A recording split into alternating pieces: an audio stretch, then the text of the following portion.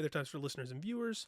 A little bit weird to be talking before the podcast as if you're not going to listen to me and Scott talk after the intro plays. But I did want to preface for this episode because there's some timing things that happened that kind of threw this off. Obviously, Scott and I have been trying to change this from a strictly news slash recap show that happens once a week into a more conversational thing. So the episodes don't feel as dated if we don't get to talk about things that happen. Like right as they happen. Like obviously we don't do live reactions or that kind of stuff yet. Maybe we'll do some of that later. There's some other content plans coming up with like some guests and specific things that we want to do kind of towards the end of the month, starting towards the end of the month and moving forward. But that's still like early phase planning. I say that and that's like a week and a half, 2 weeks away. But the point being, this episode specifically was recorded about a week and a half, 2 weeks ago.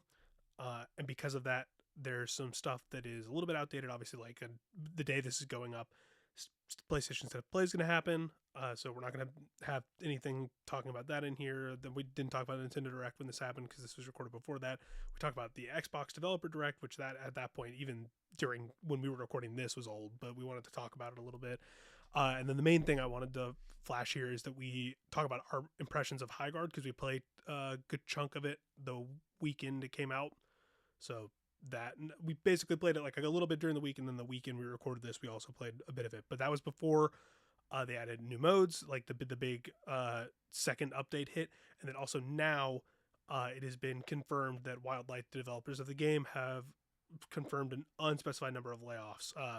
One of the designers actually, and this is me reading from Andrew Robinson over at VGC and then a whole bunch of other places, but Alex Drainer, a level designer who worked on, or map designer who worked on Apex Legends, Battlefield 6, and now Highguard, claimed in a post on LinkedIn on Wednesday, so yesterday at the time of this being published, that he and where is it? Unfortunately, along with most of the team at Wildlight, I was laid off. So he says most of the Wildlight team was laid off, and he said this one really stings as there's a lot of unreleased content I was really looking forward to that I and others designed for Highguard. That's an unspecified number of layoffs. The team, we didn't really look into how big the team was. I just wanted to get ahead of our Highguard discussions here because they were already outdated before this happened, and now who knows what the future of Highguard is. The thing to note here, and Wildlight released a statement to VGC and a couple other places that says, today we made it's not even 7 a.m. yet. Went to the gym. Everything's a mess. Back to this.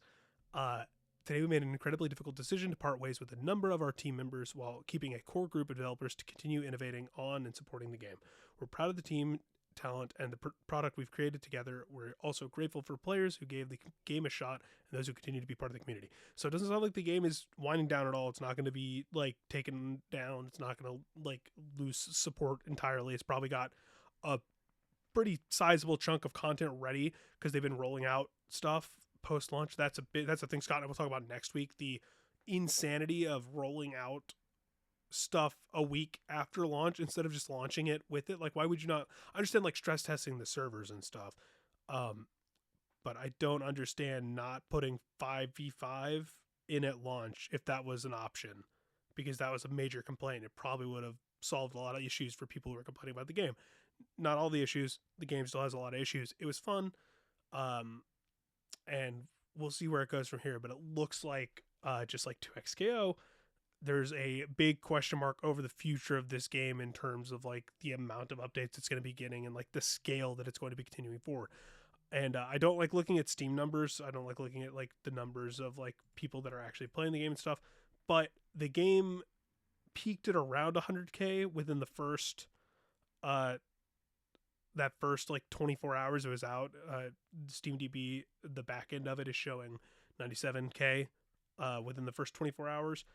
And then it kind of sat around like 12 to like 15 for the next week, and then it slowly started going down, and over the last like 10 days it has been not even hitting 10K most of the time, and the last 24 hours it hasn't even broken 4K. Like there's less than 2,000 people playing it as of me recording this video.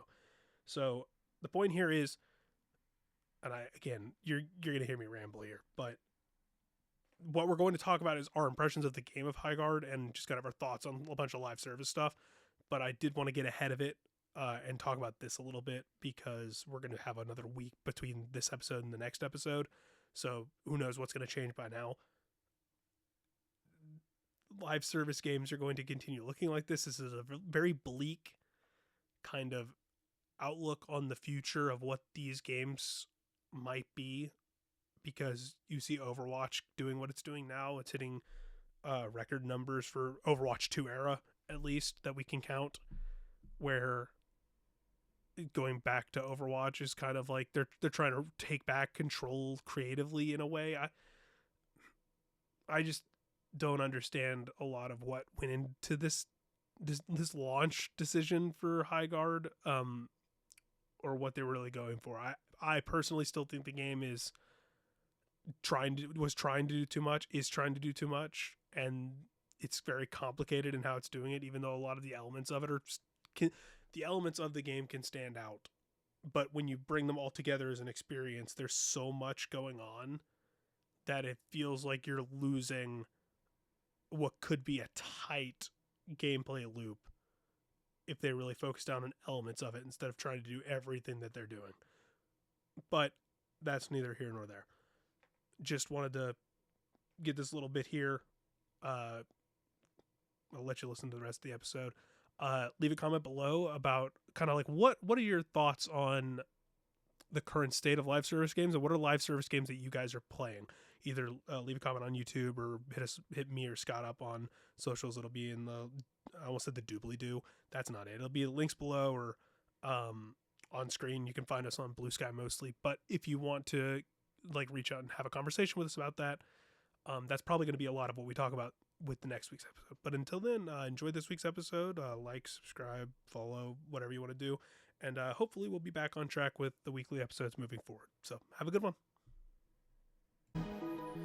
Hello, everybody. Welcome to Timesphere, where we have timely discussions that are never on time. Scott, late episode this week in terms of our usual recording date and release time frame, but there's also not a lot of crazy news going on. I mean, we're starting to get some stuff.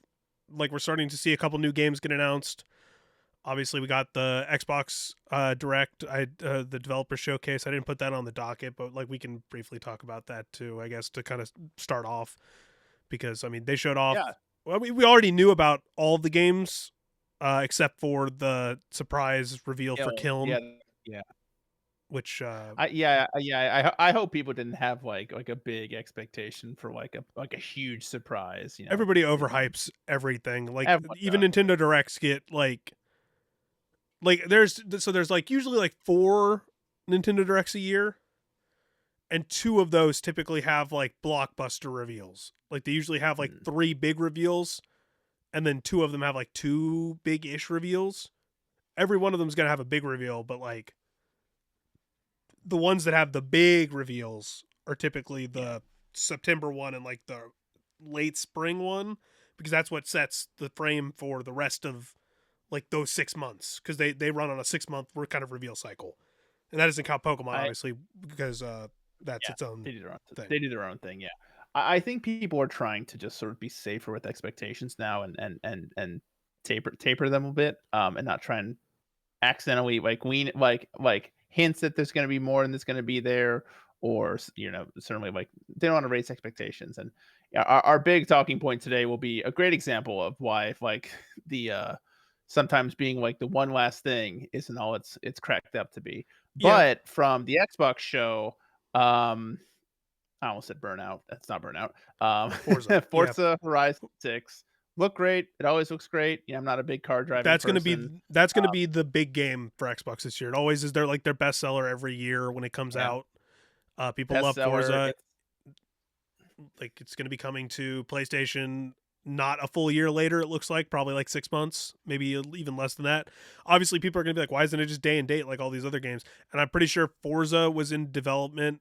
This Forza was in development before they were like, we're going to put this out on all consoles or whatever, day and date kind of stuff was in play for the developers. So they're not going to have it optimized for PlayStation, because as much as the consoles are basically just PCs at this point, and how they like their specs, they are individually running like their own stuff. So you do still have to optimize it for each system. That's why you can't just take a PS4 game and downscale it a little bit and shove it onto a Switch, because that's not how development works. Like you think it would be that easy, but you can't just like, it's not like running a game on a computer. So say you're playing Marvel Rivals, right?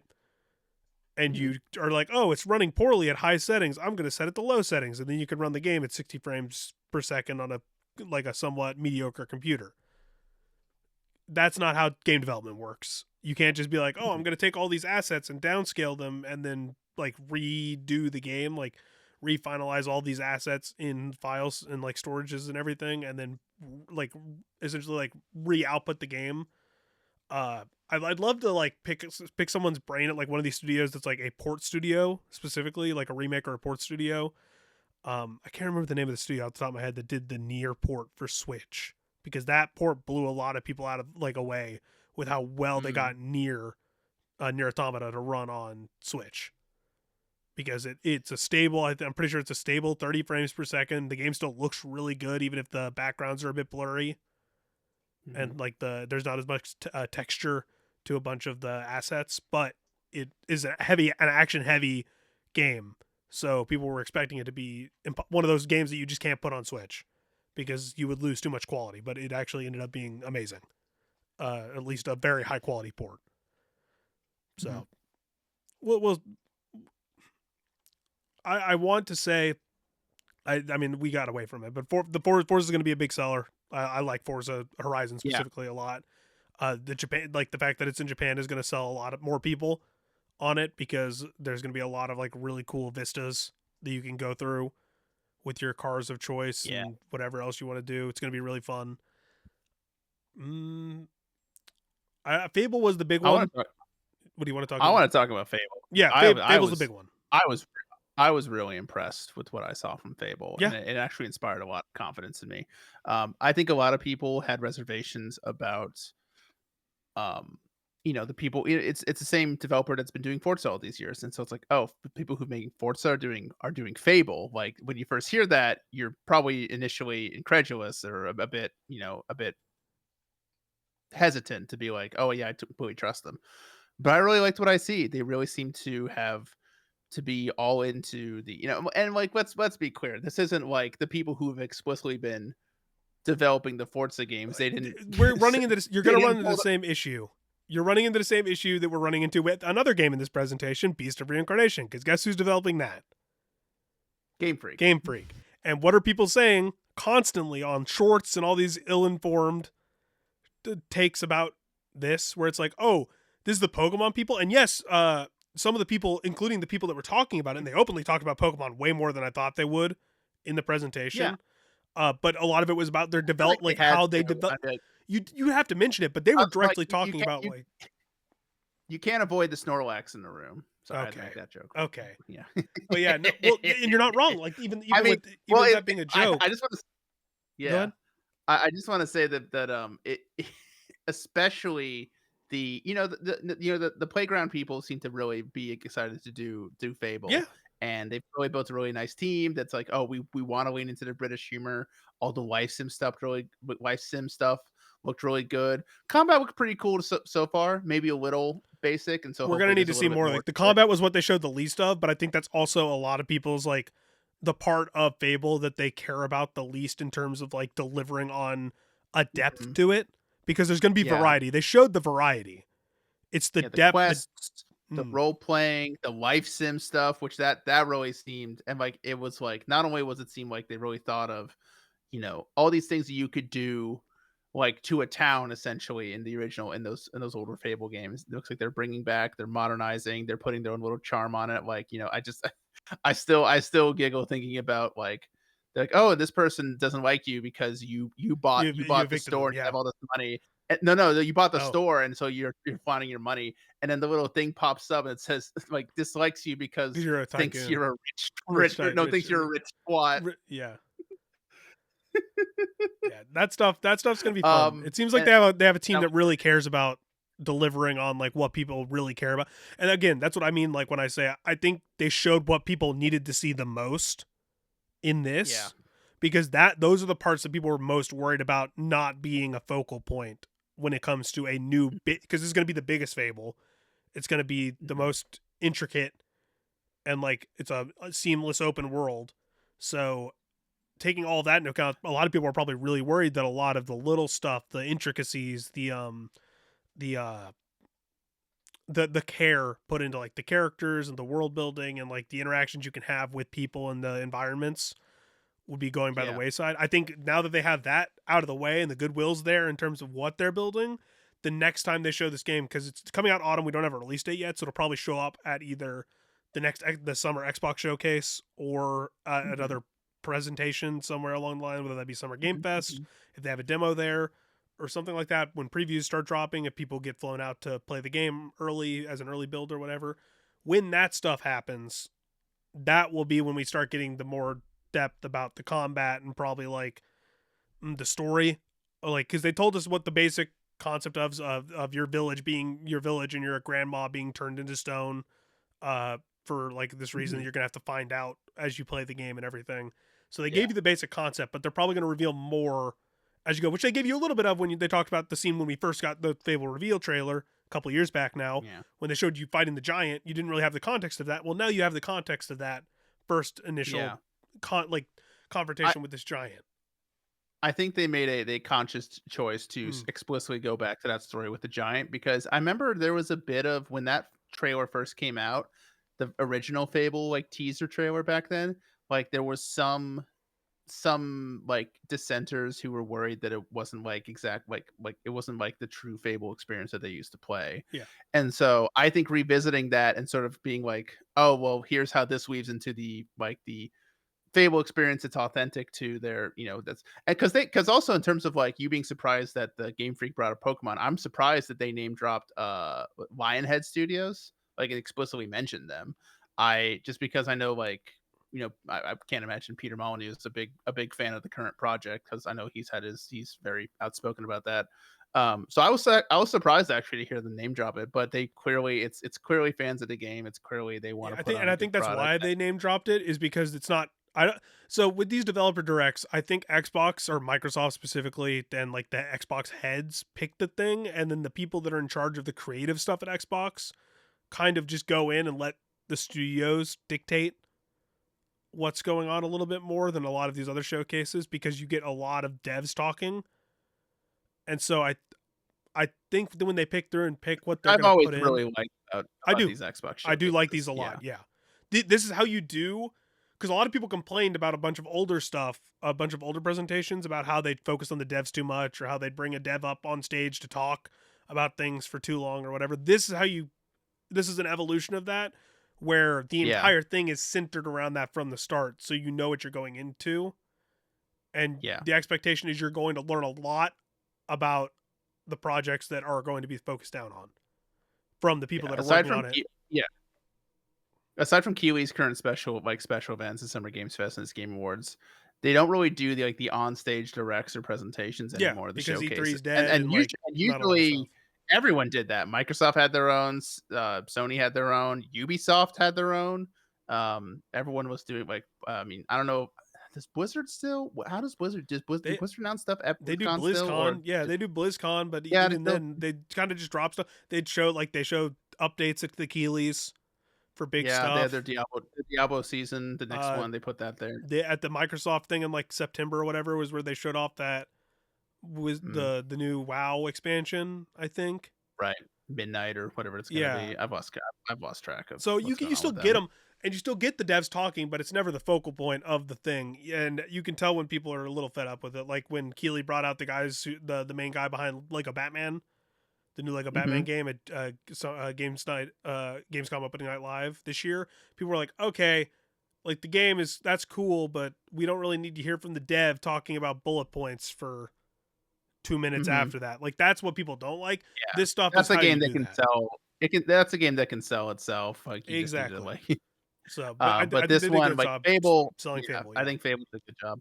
And your point about, like, the Game Freak people about, Beast of Reincarnation, and this was a theme I saw through a lot of like post on Blue Sky stuff, is that it seems like they really wanted to make a game that wasn't Pokemon. Yeah, well, I think they wanted to take so the Gear project, which is what all of Game Freak's other games are developed under. That's what they call like their side team. Mhm. Essentially, their side team is very small. Like, and the Game Freak has openly said this multiple times about this game, that the team at Game Freak making this is small. They're actually outsourcing a lot of the dev to another studio. So, but Mhm. you're not going to hear that because people are all like, oh, well, this game is developed by the people who make Pokemon. So they're not taking assets Right. away from Pokemon to make this game because they don't. And it's like, why does this game look so good when Pokemon looks like that? It's not apples to apples. It's apples to oranges in a lot of different ways. But people don't understand that, and they never will understand that. It's just like they don't understand Nintendo doesn't own Pokemon fully. Like Game Freak doesn't own Pokemon fully. Why people have been like, why doesn't Nintendo just take Pokemon away from Game Freak and give it to a developer who's actually going to care? That's not how this works. And Game Freak doesn't have all the say in how they develop the games. I don't know how many times people have to say this, and it's never going to get through to people because people aren't going to watch 15 minutes into our podcast and hear this and Mhm. change their minds about Pokemon if they have issues with how Mhm. Game Freak develops Pokemon or whatever. Do I think Pokemon could look Mhm. better?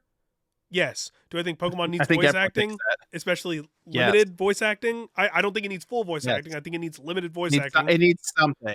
Yes. It needs something. Do I think they need to reevaluate everything they do with camera work outside of battles? Yes, because that is the most infuriating part to me is some of the things that they do in cutscenes when there's just text boxes going and they just cut away to something and I'm like, why is this here? This doesn't need. I'm not a film guy, and I know that I could do a better job with the setting the scenes for some of this, and it sucks. But Like, I uh, got you down the Pokemon rabbit hole. yeah, My but it mission all ties accomplished. into Beast of Reincarnation, where this is a smaller Game Freak team led by the same people who do Pokemon. But I can't remember Yeah. who's in charge, the director of this game, the actual director of this game specifically, not the overall director of the projects as a whole. But he brought in the main artist for this game is just someone he really liked, and brought her on to work like or like they just brought people on that they liked to do the art and help design this world, which seems Uh, really cool. And what's up? Kota Furushima is the Mm, director for Beast of Reincarnation. The artist is Erika yeah, Kuga? Eric Takuga is the artist that they brought on that they really They like. wanna bring on, But there's a lot of, and they talked about it in the presentation where they talk about a lot of the Pokemon influence and how they want to design, like how they want to respect nature in their designs, but also give it meaning in how they're designing the things. So you see a lot of Pokemon influence in how they're doing things, but they get to do so much more without the limitations of the Pokemon IP. They get to just have freedom. A lot of their games are weird. I mean, yeah. Pocket Card Jockey is I'm not gonna say a great game, but it's a really good game that like is weird. Uh, what is it? Timbo the badass elephant. That's a weird game. Yeah. Giga Wrecker's a really cool game. I like that one a lot. Mhm. Like they have some really cool games that they've made outside of Pokemon. Little Town Hero was a kind of mid game on the Switch, but like it has a really cool soundtrack, and like the idea behind it is really interesting and cool, and the way they developed it. So they get to do they basically use the Gear project as a way to just develop cool stuff, and now they're using it as a way to develop cool stuff while also outsourcing dev work to another studio to help them make it bigger because this is definitely their biggest non-Pokemon game. So I don't know. I think it's gonna be cool. Will I play the game? I'll probably give it a try, especially since it's gonna be on Game Pass. Uh, Mm. it's not Yeah. my cup of tea. I'm not a big. I mean, I like action games. Like a Souls-like, I like Devil May Sekiro-like. Cry action games, not Mm. the Souls like. I'm more of a character action guy in a very specific kind of sense. Like I'm not talking like Devil May So this Cry like this and I'll say it's like this Control Resonance gonna be a game for you, right? Like yeah, I like that's because Control. that's very yeah. Also, That one if a game has cool like lore and cool like world building oh, and stuff, Control Worlds is exactly, so I good. like Control a So lot. cool. But if I can get interested in the concept, I can. It's not stomach because I don't think any kind of gameplay is bad. It's just not for me. But I can get through a lot of the game. I just can't get through Souls like games because while I do like games that like you need to build the lore yourself a lot, the settings and the like I guess not even the concepts. I don't know how to describe it. I'll eventually get my But thoughts I together on why I don't play Souls games. But I don't know. I don't really have a good reason why I don't. I Maybe 'cause I'm a want to casual. eventually give Elden Ring a try I should because too. I I We should do that. I yeah I, We should just play Night Rain. We should just skip Elden just Ring and skip jump skip. straight into Night Rain. Look, I mean, hey, Completely. and maybe that's what gets me in. I don't think I'll ever Maybe. love Dark Souls. I could see myself liking Elden Ring, especially since what I know of the lore is like kinda in my wheelhouse. Of I I like games that are challenging, and this is gonna be such like a boomer opinion. Like this feels like such a loser opinion. I like games that are challenging, and Dark Souls games in particular, and Bloodborne was like this when I tried it. It doesn't even feel challenging. It feels like it's punishing. And maybe I'm just a casual, and maybe I just need to suck it up and but try it. that's why I don't Because like the I I like games that are hard. I'm playing Hades 2 right now, and I really like that. I really like that, and that's challenging, bordering on punishing sometimes. yeah. But I don't know. It's just like the I way just that couldn't stick with, and I'm sure there's some Souls likes that I would like because they like these big implement different bosses are like things. the way these big bosses are like, huh, huh, uh, and I'm just like, just hit me already, just like screaming, just like Yeah, or when they have these like a hitch to their movement and you dodge just a second too early because you think they're gonna swing and then they swing the second late because yeah. they have the hitch in their swing. Yeah, that kind of stuff. Um, it's why I think I like character action games, but I don't like Souls likes. And there's some Souls likes that I think I would like because they add to what Dark Souls does in terms, or what like FromSoft does, which is crazy because I like Armored Core, but that's also giant Mhm. mech battles, which is yeah. Also So cool. there's an element to that which I enjoy beyond the gameplay, where I couldn't get into. I played I don't even remember which Dark Souls it was. Probably 3.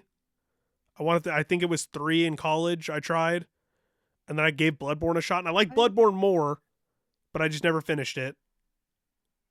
I should give I Elden Ring a have go. I have on my Steam account, I have Dark Souls Remastered, which I played 4 hours. Okay. I have Dark Souls 3, which I played for half an hour, and then I have Dark Souls Prepare to Die edition. I don't know what that is. Is that like the original? I don't know what that is. I think that's a version of 1. I couldn't tell you though. I'm not an expert on the field. All I know, it's no longer available on the Steam Yeah, then I store. think it's probably And a version of 1, or it's like an ultimate version or something.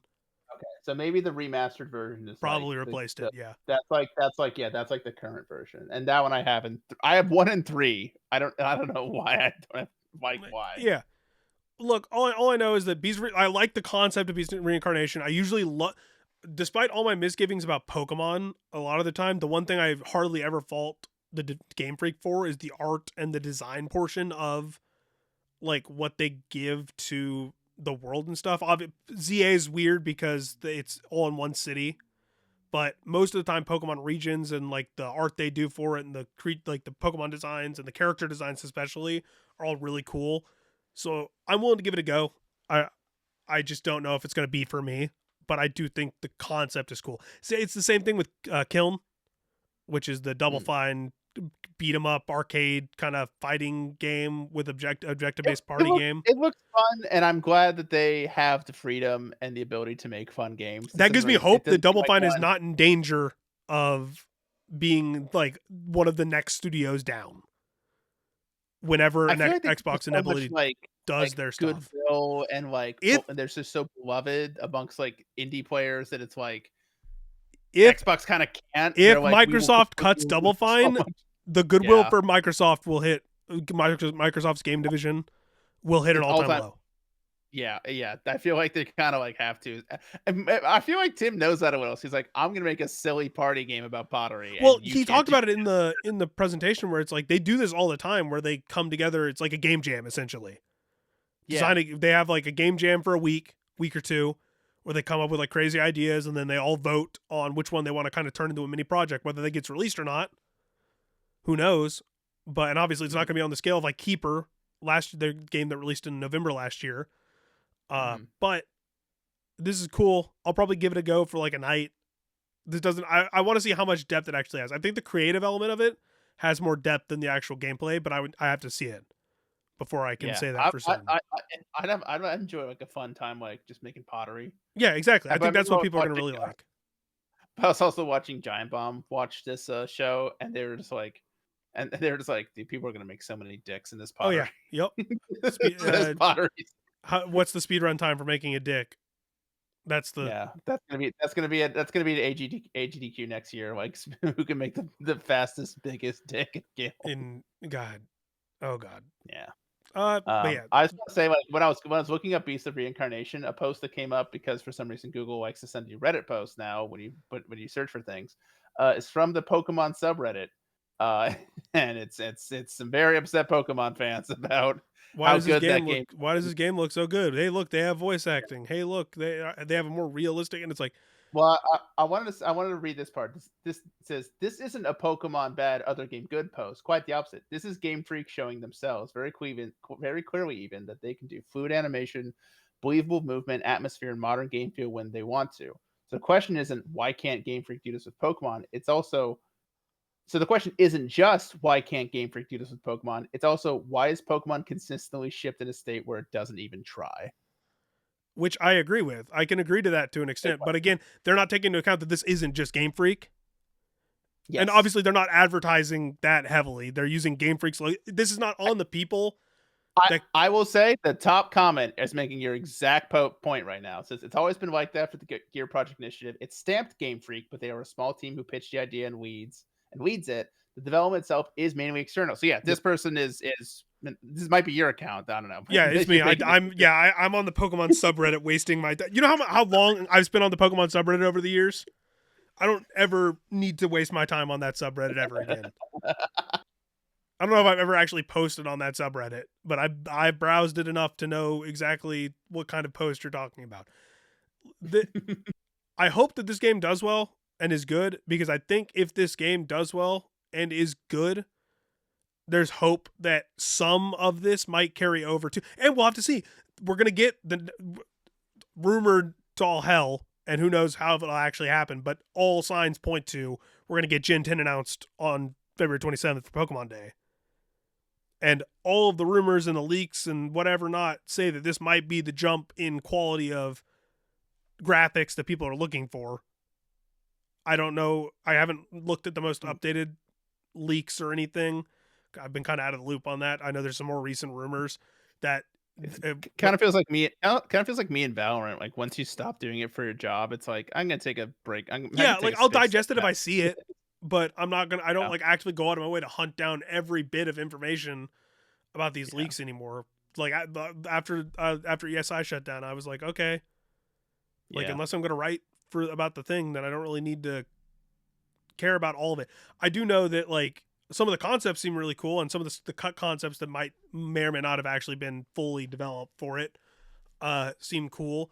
But if this is a graphical leap, we're gonna get one of either it's gonna be a graphical leap, or they're going to address a lot of the concerns with like the non gameplay elements, like the cutscenes. Maybe we get some voice acting. I don't think we're Mhm. getting both, even though this Yeah, is the 30th anniversary, so they should have they planned for both.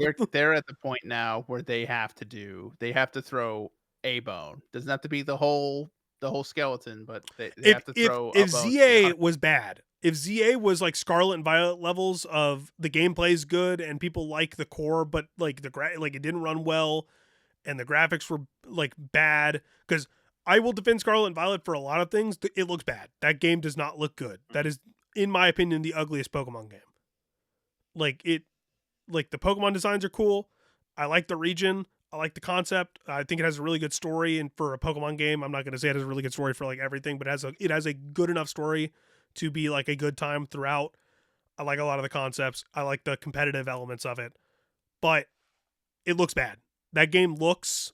I do not like taking game here and comparing the graphics, but if you compare the landscapes of Scarlet and Violet to the landscapes of any Nintendo game, any 3D Nintendo game, which again, not Nintendo developed, but if you compare the two, it looks like Scarlet and Violet's backgrounds look like what people are talking about ZA being like a PS2 game.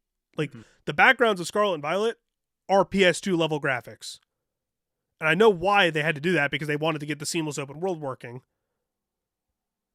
But it looks awful. That's what people are saying ZA looks like.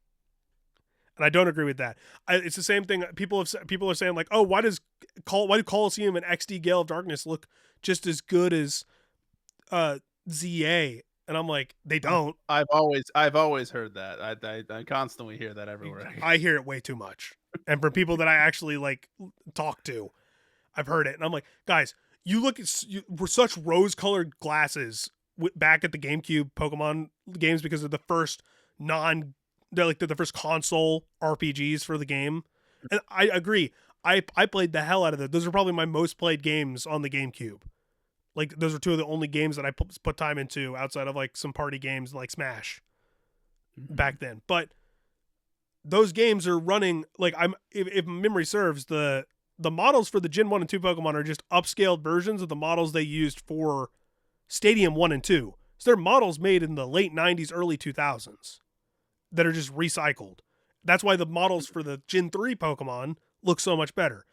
And now I can't remember who I saw make this point.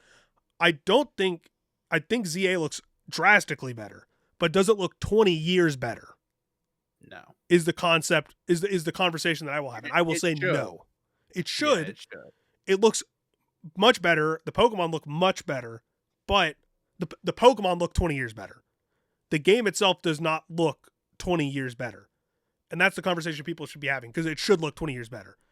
Now, how do you quantify that? People are always going to complain, but I'm not here to get like further down this Pokemon rabbit hole. Like, we've talked enough about Pokemon for that. So, are you ready to? Well, yeah. If we're talking about, hold on, I got to transition for this. If we're talking about games that people like to complain about, boy, if we got one to talk about, it is 2 days past Highguard Day. We all were there to celebrate. But yeah, for real, this was like the big, a launch that maybe people were like, had definitely more eyes on because of, everything that happened with the Game Awards. When you said Happy Highguard Eve, everyone, on Blue Sky, I was like, oh, I forgot that was tomorrow. I legitimately just forgot. I think a lot of people did. But yeah, obviously, if you hadn't heard, if you didn't pick up on the big controversy from the Game Awards, I mean, call it a controversy. It closed out with Highguard, which was a raid, like they promoted it as like a raid shooter, like a tactical raid shooter. It was all like they're heavily leaning on like, these are the people who made Apex and these are the people who made Titanfall, which they've now removed from Steam. I don't know if you saw.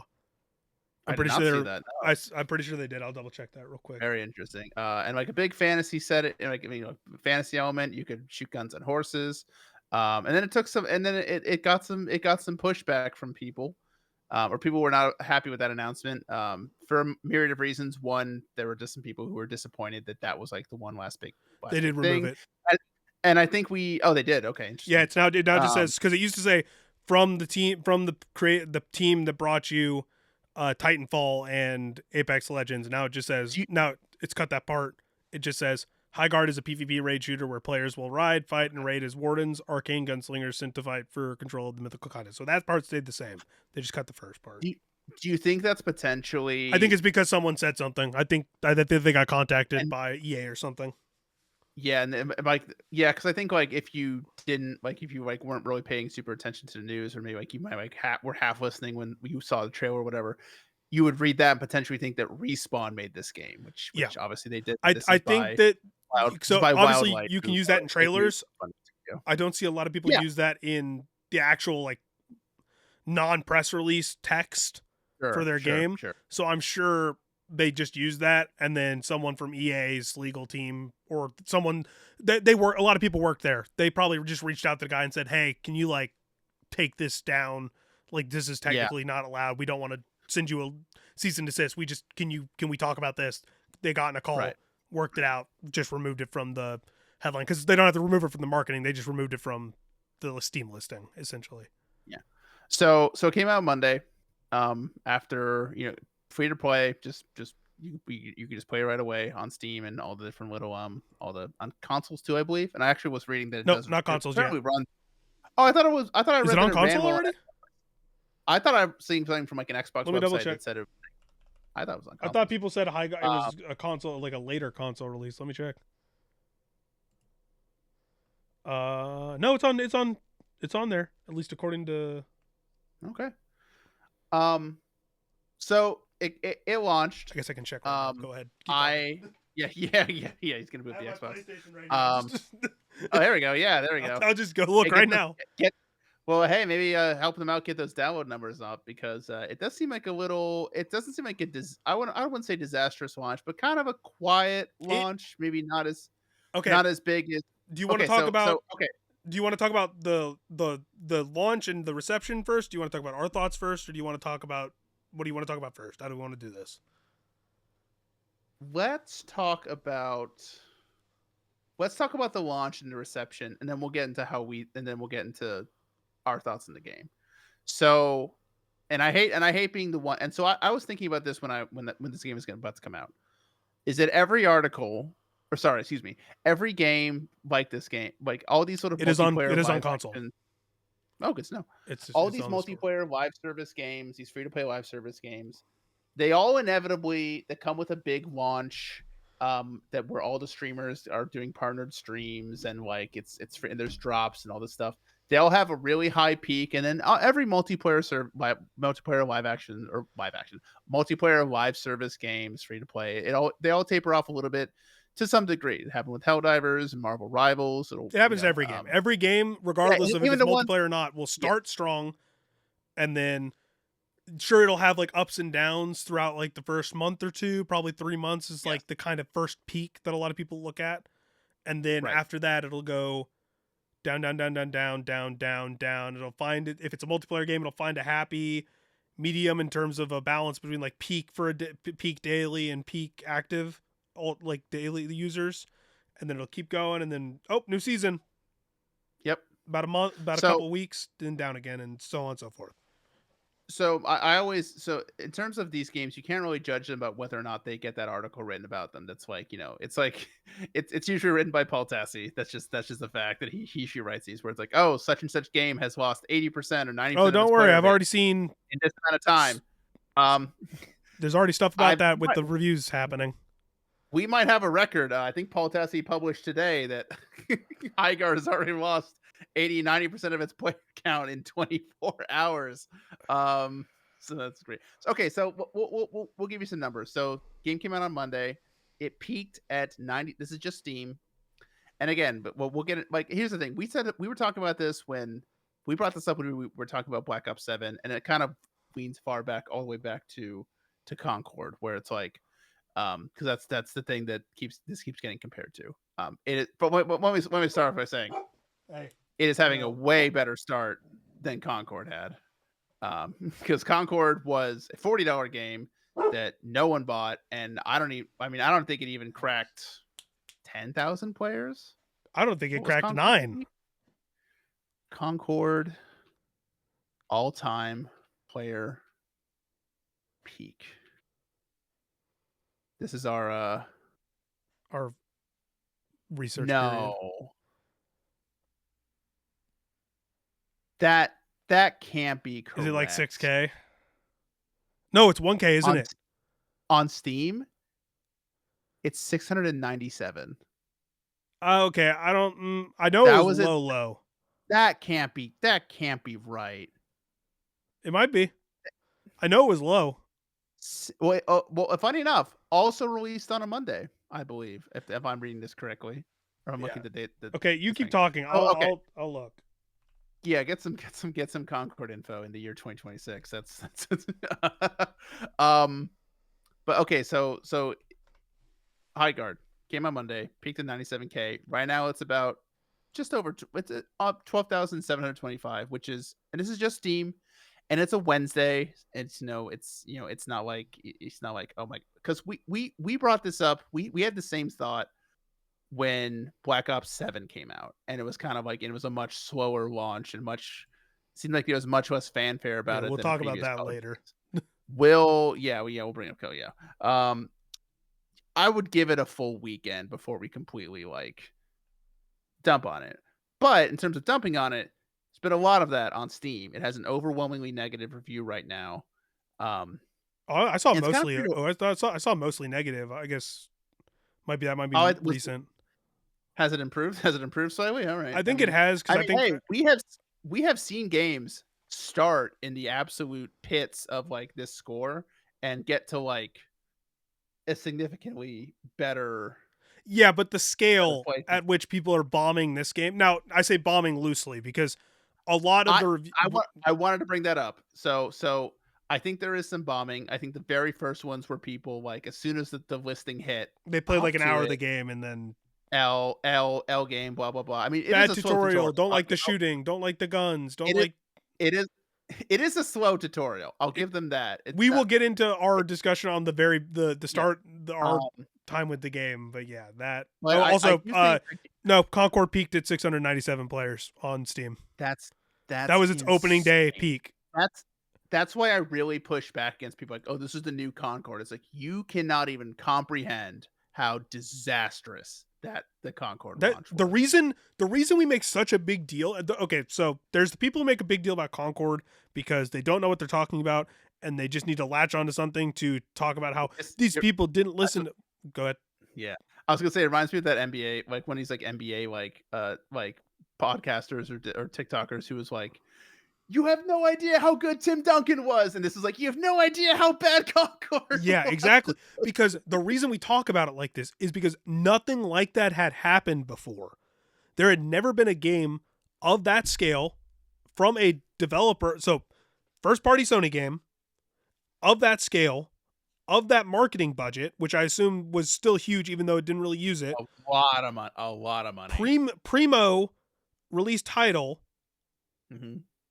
focal point release of that month for the team. Yep. 5 big bullet Had, points. had an episode in Secret Level Had an that episode in Amazon Secret Level. it was actually, So let's go the 6. episode actually was really good. Yeah, it was. We watched So it after. we I have was like, oh, 6 points, 6 big bullet points into this game. And it was pulled in a week. Nothing like that has ever happened before. nothing like that will ever happen again. Yeah, because this is going to be the cautionary tale. Historic. We talk about this all the time. And I'm sure people that listen to the podcast frequently are sick of me saying it, but like the reason Nintendo doesn't do more than that 6-month reveal cycle that we talk about most of the time is because they revealed Metroid Prime 4 when they revealed it in that summer, the last like E3 Nintendo Direct thing where they revealed Smash Ultimate. That was their other big, like one of their big reveals for that Direct.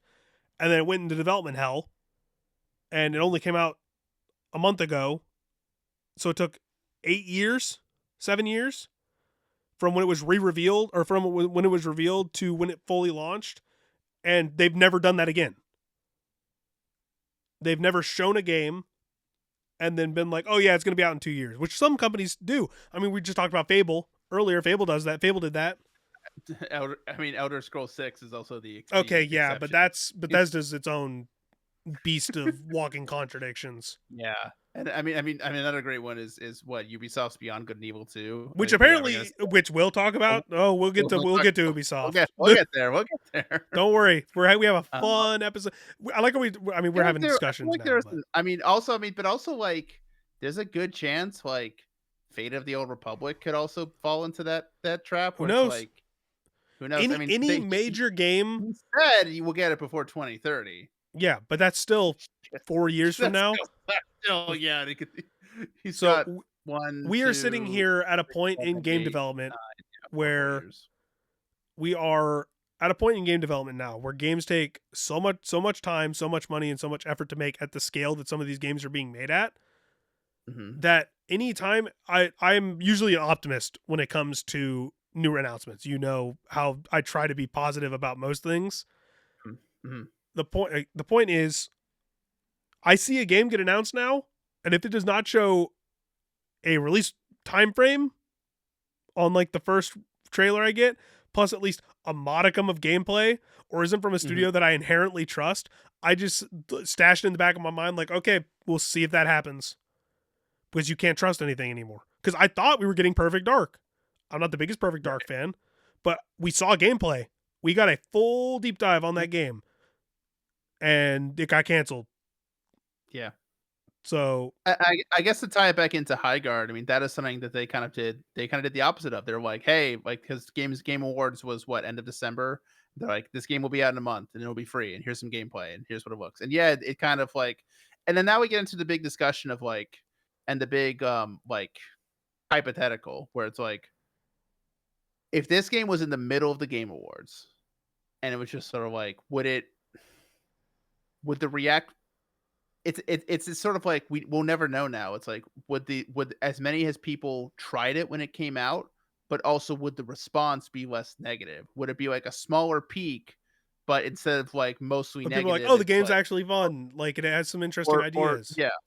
yeah, but I think because it kind of like the current review score has kind of like also brought out some developers to like be kind of critical of game criticism as a whole, where they're kind of using this score and the kind of The there backlash listen, there around it are and everything. Yeah, yeah, but like when I say the back when we talk about the backlash, we have to acknowledge that, I would say most people who play video games were not rooting for Highguard to fail.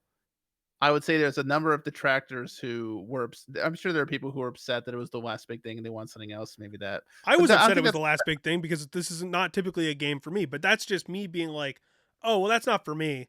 I'm not like super yeah. disappointed in it. But the people you're talking You're about not waiting are for the store listing, but it's also we have to acknowledge that there's people on YouTube and TikTok and frothing at the X, mouth. which we have our own big problems with that website. I mean, aside from just I have a big the problem with all these algorithm. websites. Yeah. Yeah, and but they're all based on, the algorithm and like getting clicks and Well, what now they gets just more have clicks AI and images of the main character, the title crying. character Yeah. crying and being like, review score Yeah. negative. Is this studio dead? Next Concord? Question mark! Exclamation Yeah. point! Like that kind of stuff. And But we are seeing some like people in gaming, like some like game creators, kind of look at this backlash that has, or like the current score for Highguard, and be like, and kind of look at games media as a whole as like, or gaming as the gaming audience as a whole as like people who want games to fail. And it's kind of also like launched a weird criticism of games criticism, and I which think kind of they're led to just people. that. Go ahead, The go ahead. there's a group of people in game development, and then there's also people who don't understand what games criticism is in terms of like reviews and like critically talking about a game, which I'm no expert in, but my buddy Will and a lot of my friends have been doing game reviews for a long time. I talk to them all the time, and I've done reviews and I've been in rooms for reviews and I've helped with mock reviews and done a whole bunch of that kind of stuff.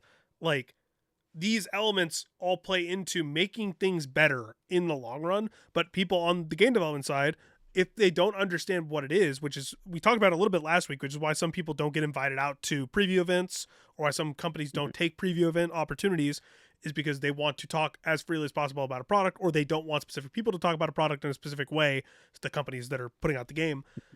So they And hey, even if people don't get invited to preview these events, they can just go on social media and use AI and make a fake one and pretend that they were going the yeah, entire time because their career washed up.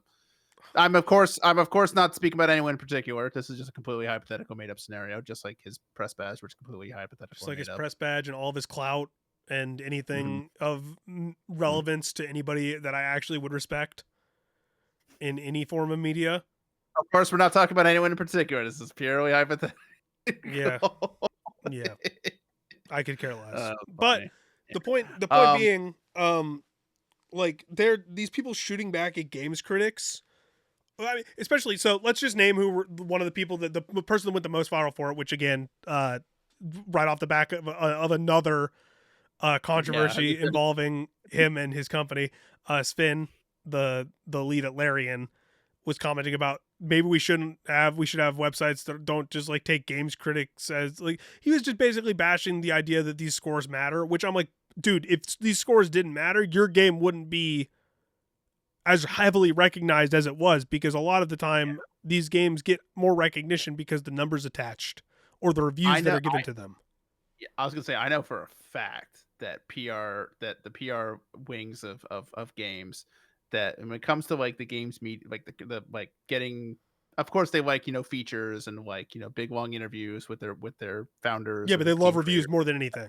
But they love the Metacritic scores. They want to plaster that 90, 90, 91, If wherever they if want. your website or your publication or whatever Metacritic uses in terms of like their verification process, if you can get a Metacritic, like if you can get added to Metacritic for games, Mhm. you are going to instantly shoot up the priority list for like 90% of game developers or PR Yeah, companies because they yeah. all, especially Eastern companies, all look for Metacritic publications for access because that is an easy sell to everybody across language barriers. You just have to basically say, oh, they have a Metacritic, their Metacritic afforded publication. Yeah. In addition to I still we have to talk about Sven's suggestion that he says sometimes, okay, I don't know if it's a suggestion or maybe he's just riffing. He said sometimes I think it'd be a good idea for critics to be scored Metacritic style based on how others evaluate their criticism. I like to imagine it would encourage a bit more restraint. The harsh words do real damage. You shouldn't have to grow callous on your soul just because you want to publish something. And it's Okay. like, Hey, so buddy, what does that mean about? Okay, so if he doesn't think you need to grow a callus on your soul to publish something, what does he think? All of these people that review the games and then get backlash and hate mail and death threats for what they say about the mhm, games are doing to their hearts trying to cover games. mhm. Because I I so would bet the hate mail that the people that are reviewing games get is much worse than the head of a company that made a beloved game. If I had to put yeah, money I on it. well, there's a great reply in B Sky from Zoe Quinn, who I mean, more than probably anyone has been through the absolute ringer of just Yep. absolute shit treatment by people on the internet. I feel like if he had access to my comms for a day, he might actually turn into a skeleton and then into dust. Yeah, like it's the amount of Yeah. hate people get just for being critical of a game, even if it's a game people don't really if okay, so let's say I'm trying to think of an example. Oh, how about we dive back into the thing I didn't want to talk about that much this episode? How about we dive back into Pokemon? You know how much hate Yeah, I've sure. gotten for talking about Pokemon games the way I do? Like I get a lot of hate for being critical of Pokemon games when I'm critical of them, which is crazy because the Pokemon company is fine with it. The people that work for the Pokemon company are fine as long as you're critical with a point and are willing to talk about it. Yes. They like talking about the criticism because they want to learn and do better. Yes. But they listen to specific people, and people don't like that. People think that everybody and their well, I don't want to say everybody, but there's a good percentage of people that are just gamers that consume game and don't have any background in any kind of media or any kind of like written to talking. I know I am not good at this part of what we're doing. If I am not as good at vocalizing my words into this microphone as I am to putting them on paper. We're doing our best. We are trying, people. We are trying. So, like, subscribe, share, please. Uh, If but the numbers go up, our performances yeah, our go up. performance will increase. That's how I it read works, that. right? I read Look, that we're terrible at somewhere. this. We don't ask you to like. We barely ask people to subscribe or like or whatever. We're terrible at this. We We are, barely tell people about the show. bro. We barely share this show out. We literally, if anybody comes at us and say, "Oh, you're just a podcaster for like anything else," I'm gonna be like, brother. I do so much like just last second work on this podcast just because I have a good time talking to Scott and we just like talking about shit.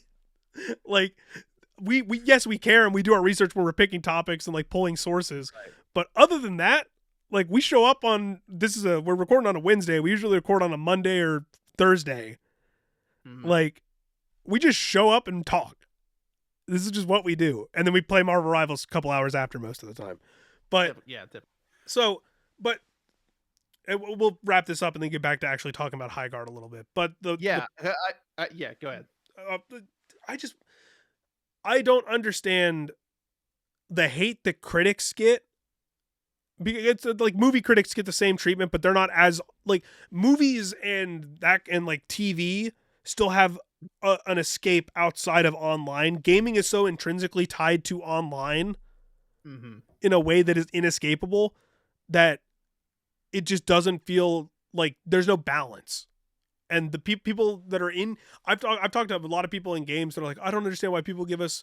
I've talked to several people that work at companies being like, I don't understand why these people gave us a bad review. And I'm like, it's not that they don't like you. It's not that they don't like your company. It's not like they don't like the developers, but talking about a game from a critical perspective, especially if you're coming from a background in that space, like, I don't remember if I don't think I was at, did I review Fatal Fury? I don't think I reviewed Fatal Fury. I did not review Fatal Fury for Dot, or I can't remember if I did. Regardless, when I reviewed Tekken 8 for Dot, while I was reviewing Tekken 8, I had a limited time to try the online with people that were playing. I played against a lot of pros and then a lot of like content creators and then a lot of other media people. So I had a mixed bag online because I'm not that good at the game, even though I really like Tekken. And then I went through the story, and the story was really good. The story is what really struck me, especially coming from someone who's played some previous, like quite a bit of previous Tekkens in their story modes. I thought the story was like a real step up from the presentation and kind of what they were going for and kind of where they wanted to hit home as like a, not a send off to the franchise, but kind of like a, this is everything Tekken is. Let's give it the respect it deserves. Especially now, that means a lot more now that Harada's gone from the development team too. But then I flash forward the same day the same week I got a code for Tekken 8. I got a code for Under Night In-Birth 2. And I fought. I was like, I'm gonna get a review up for this game. They're like, oh, you're gonna miss the review deadline because you need to hit Tekken first. And I was like, I'll put a review up later. I don't care. I'll do it on my own time. Which all those are on our own time. Which is another thing people don't take into account. But we're not gonna get into that again. So then I go and do Under Night. And I think I can't remember what I gave Under Night. I gave Tekken. I think I gave it a 9. I think I gave Street Fighter an 8. I gave Tekken I either give Tekken an 8 or a 9. And I think I gave Under Night a 7. And it's like, I got people DMing me like, oh, why did you like Tekken more than Under Night? Under Night's so much of a better fighting game. And I was like, that's not how the review process works. You're not just reviewing. I tried to be as fighting game brained as I could when it comes to being like, oh, I definitely like the trial system. And I thought the trial system and the training, the layout of how you got taught the game in the training modes for Under Night was better for me than what Tekken was offering. But that's not the whole story. And they're just on different planes of existence. But I'm also not taking what I did with Tekken and then being like, oh, well, was Under Night as good as Tekken? I don't do that. I'll do that on my Game of the Year list, which I don't even do that often. Like, I threw the idea around with you about doing the like Game of the Year list for us and Game of the Year list for booster blogs or whatever.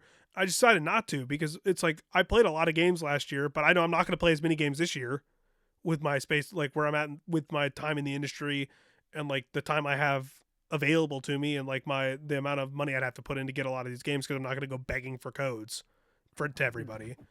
But okay, so I saw your eyes widen. I thought you were going to make a joke about, hey, give us codes. Like I thought you were going to make a give us codes joke. No. I was just trying to. Yeah, I get you. I was just moving around to get more comfy, and I smacked my mic. That's just my point. I think the criticism of games critics is too harsh, and I think Spin and other people playing into that just leads to a dangerous narrative, like a dangerous loop of like, okay, now you're opening up more, like the ability for a bunch of these people to just do that online anyways, especially the people that want to be games critics so bad, but they can't because of their beliefs and their actions and all these other things that they're just going to go after people that don't deserve it just because they're talking about games. I think in general, especially with like live service games that will start in a certain state and obviously evolve over time. I think we're seeing more with, especially with bigger games media. They all like will now say like review in progress as opposed to like, oh, here's the full review. You know, Game Informer, IGN both have done that for Highguard. And I guess that kind of brings us into, I guess because like you don't want to like, and that's really where, if we're going to get into like our thoughts about the game. Before we get into our thoughts about the game, I did also want to mention that now that there have been interviews, because a bunch of press did get to go play the game early, there's been a bunch of interviews published with the team talking about Highguard. The Highguard, the CEO behind Highguard did say, ultimately we could have made a different trailer that showed the gameplay loop and a bunch of the features more. We've been online, we've heard the feedback. We're trying to do our best. But also coming out of that, I don't have that specific quote from, I believe it was Kotaku, that had that article, but where they basically confirmed that this was going to be a shadow drop, but Keeley stepped in and was so interested in the game and so supportive of the team that he basically gave them the opportunity for the Game Awards. They did not have to pay for it, according to several sources, several different people here have talked about that. So everybody's guess about what was the plan seems to have been confirmed. That's why there wasn't a lot of, they didn't have time to prep that level of presentation. They misstepped a little bit on that, and then also they didn't want to change up their plan of then basically doing like a 1 month media rollout essentially of ads and advertisements and talks about the game and previews and all that stuff. So they just stuck with the rest of their plan even after that. So that's why there was radio silence, not because they didn't want to show more of the game, but that's just was their original plan. But yeah, now we can talk about our thoughts on the game now. I think with how the reveal went and the follow up and all the build up toward this, I think we essentially just got more people feeling the same way that I kind of feel about this game, where it's like, I don't think there's enough there to warrant coming back and regularly playing. And I don't think it's going to. So essentially, when I look at a game like this, I feel like it has to peel off portions, not to be big portions, but portions of audiences from other games. Yep. Because everyone's pretty entrenched in the games. You know, of course, something like new comes out where it's like Arc Raiders Arc Raiders is a great example of one that just completely like it blew up. Okay, so let's put it this way. There's like, so not even just shooters, but let's talk about just in terms of shooters, because you also have to try and peel away people from Roblox and World of Warcraft and Final Fantasy 14 and other games like that too that maybe have an interest in this. But the main things you're trying to do are pull away from Fortnite, Marvel Rivals, Overwatch, Warzone, Apex, Rust. CS. So I'll touch on sort of like what it seems like the biggest inspirations on this game is. Talk about that. I played a couple. I played a couple games before I played a couple more with you and Dez. I don't know if you've played any since. I played one. I haven't. I wanted the solo queue once. Not necessarily because I'm like, oh, I didn't like this at all, but mostly just because like stuff came up and I was just busy, and then like I was getting home late and I was like, I don't want to roll up Highguard right now or really play any games. I'll just go to bed. But in the games I played, they call it to them it's a, what do they call it, a raid shooter. Yeah, like a tactical raid shooter. It's kind of like a bunch of different parts from games kind of put together with some pretty like it's in a way it's kind of like unique concepts, but it's also a lot of familiarity with stuff. So there's the looting and looting and combat feels very much like Apex. There's like a Rainbow Six Siege-esque like reinforcing walls at your base at the start of the round, and then like trying to plant a bomb at an objective, which is also be like Counter-Strike and Valorant, all those games. Yeah. Then there's the hero shooter the unique heroes with their hero abilities and ultimates, that aspect. There's like there's mining in it, like you can upgrade your gear by like mining crystals around the map. And so I don't know if the people who played those games that it's taking inspiration from are going to stop playing those games and play this instead. And looking at the reviews on Steam and what some people are saying, and some of the written reviews we see, like Game Informer, IGN, and other outlets, there's a few things that really stick out that need to be fixing. Yeah, let me do this. I'll roll off like the several things that just off the top of my head that I think a lot of people had main complaints about the game, and then we'll go into like discussing the reviews and stuff. So the first one, a lot of people are saying 3v3 is not the right format for this.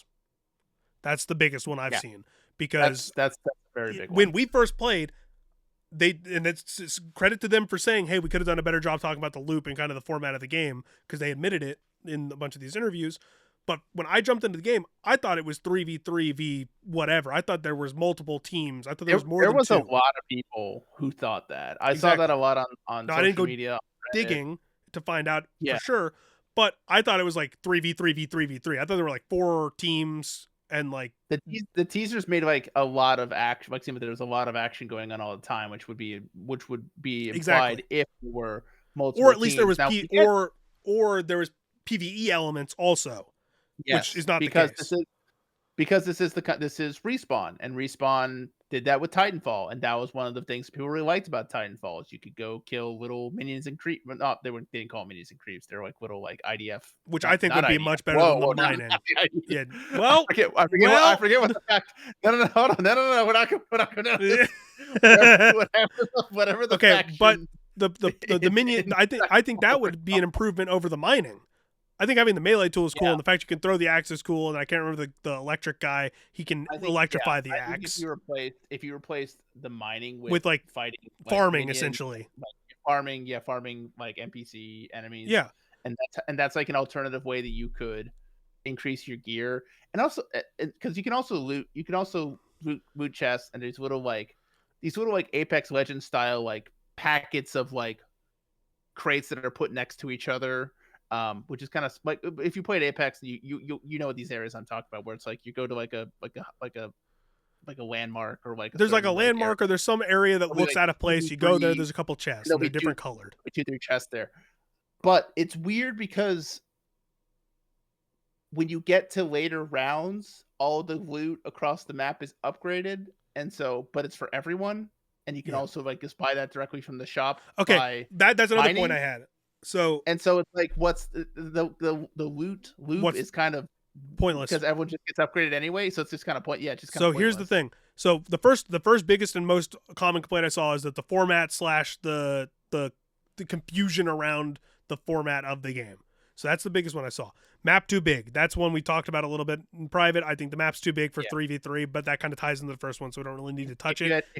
If you had more teams or bigger teams, the maps would Yes. feel more appropriately sized. I think it was 5v5 or 8v8. I think these maps would be perfectly 8v8, sized. I think 8v8 yeah. is the perfect size for the maps that they have in the game right now because Mhm. especially with the running. So if you don't know what the main core concept of Highguard's gameplay is, if you haven't watched or played it yourself, the point of the whole point is you've got a setup phase where you like reinforce your base and you get you do your basic loadout stuff.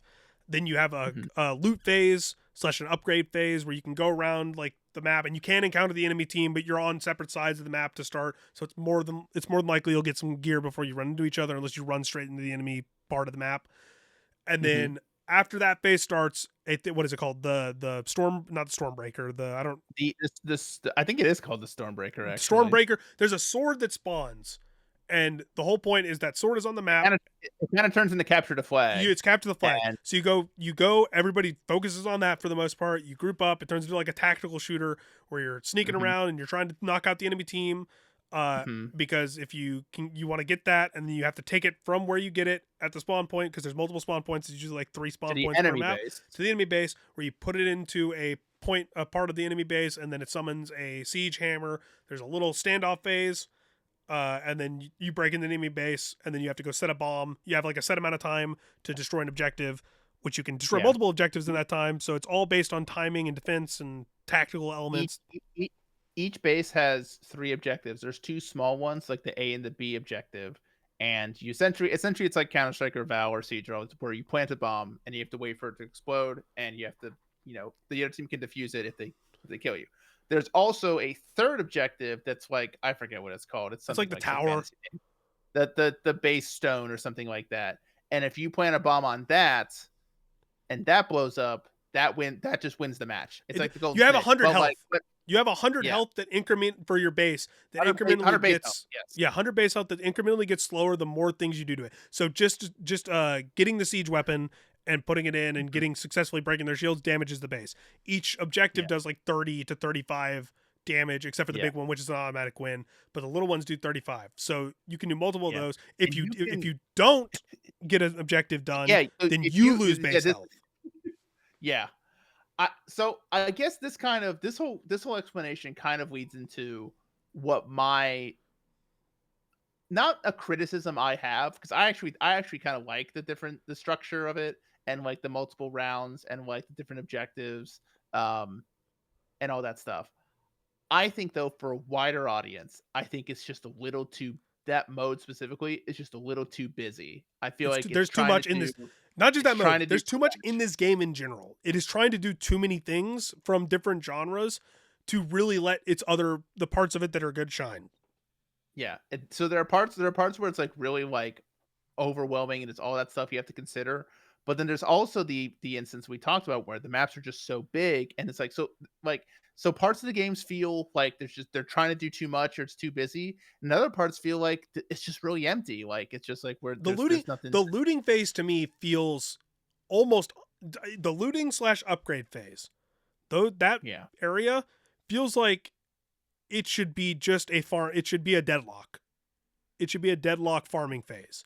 Not that you need to Yeah. make this a MOBA style thing, but that you should have things to go and fight that give you the thing that you can get to, then just go buy what you need. Because Mhm. the going to get chest parts of this game feels almost redundant at times. Going to Mhm. farm stuff like with the melee tool and then upgrading at the shop, Yeah. because there's a couple different similar looking locations across that have these, and you can find some of the Yeah. crystals throughout, which not very often, but you find some of them like caves and stuff and you can get them, but again Mhm. feels empty. I don't think they need both. I think you need to either make it a really good looting section, or Mhm. you need to focus on the farming section and give people a PvE element to an extent that gives you objectives that are more interactive, because I don't think you can do both, especially with how these maps are laid out.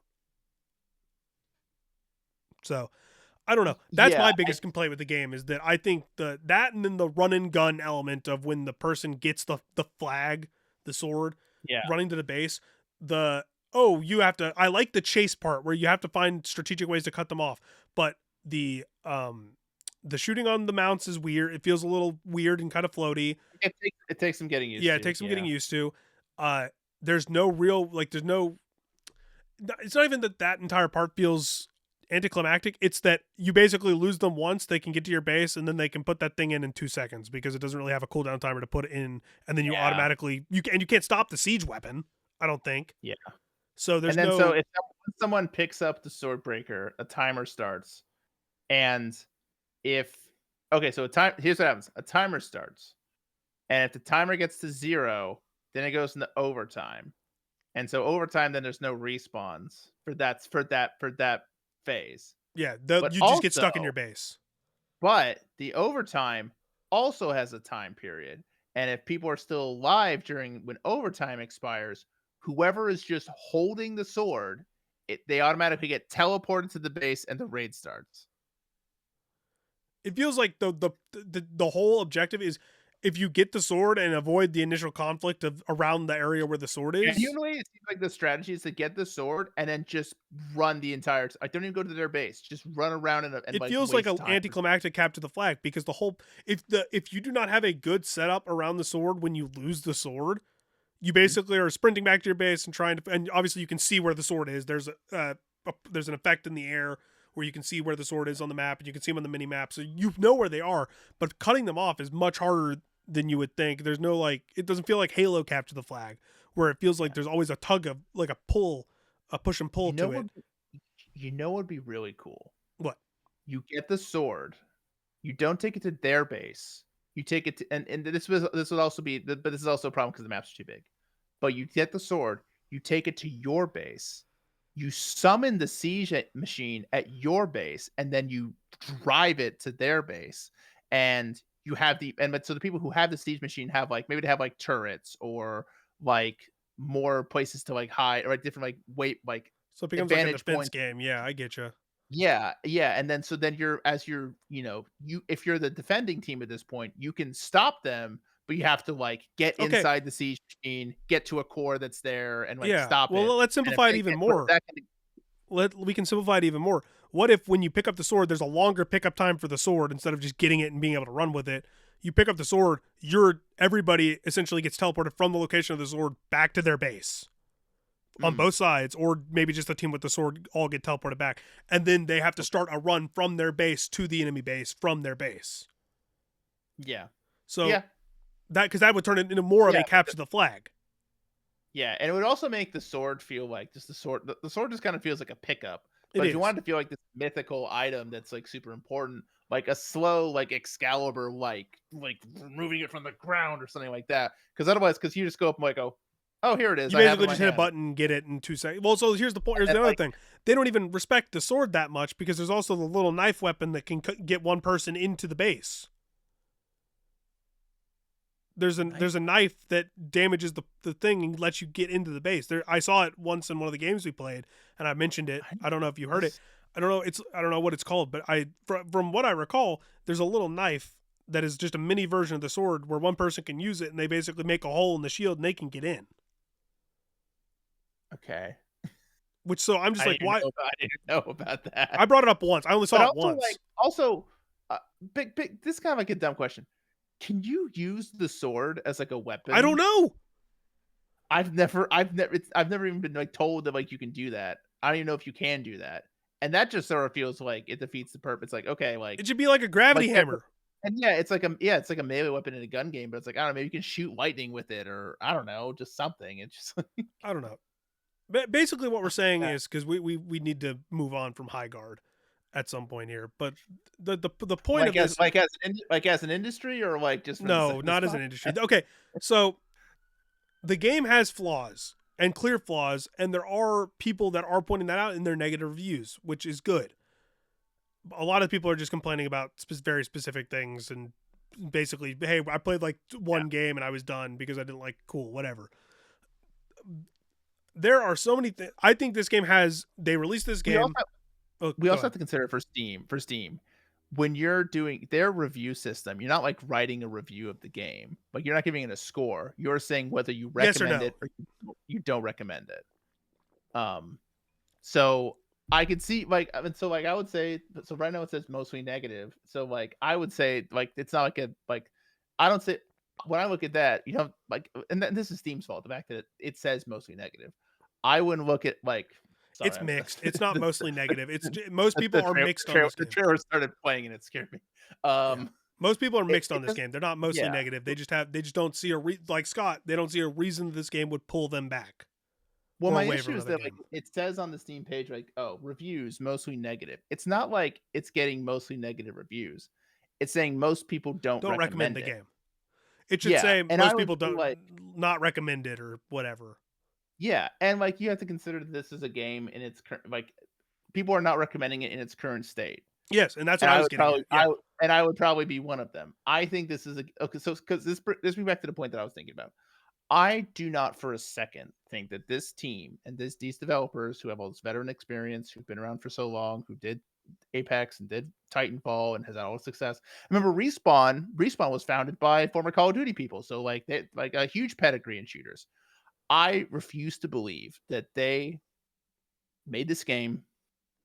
They did, you know, they were going to shadow drop, did Game Awards, blah blah blah, did all this stuff, that they thought that this was going to launch and there was going to be no chance that it wasn't a slam dunk.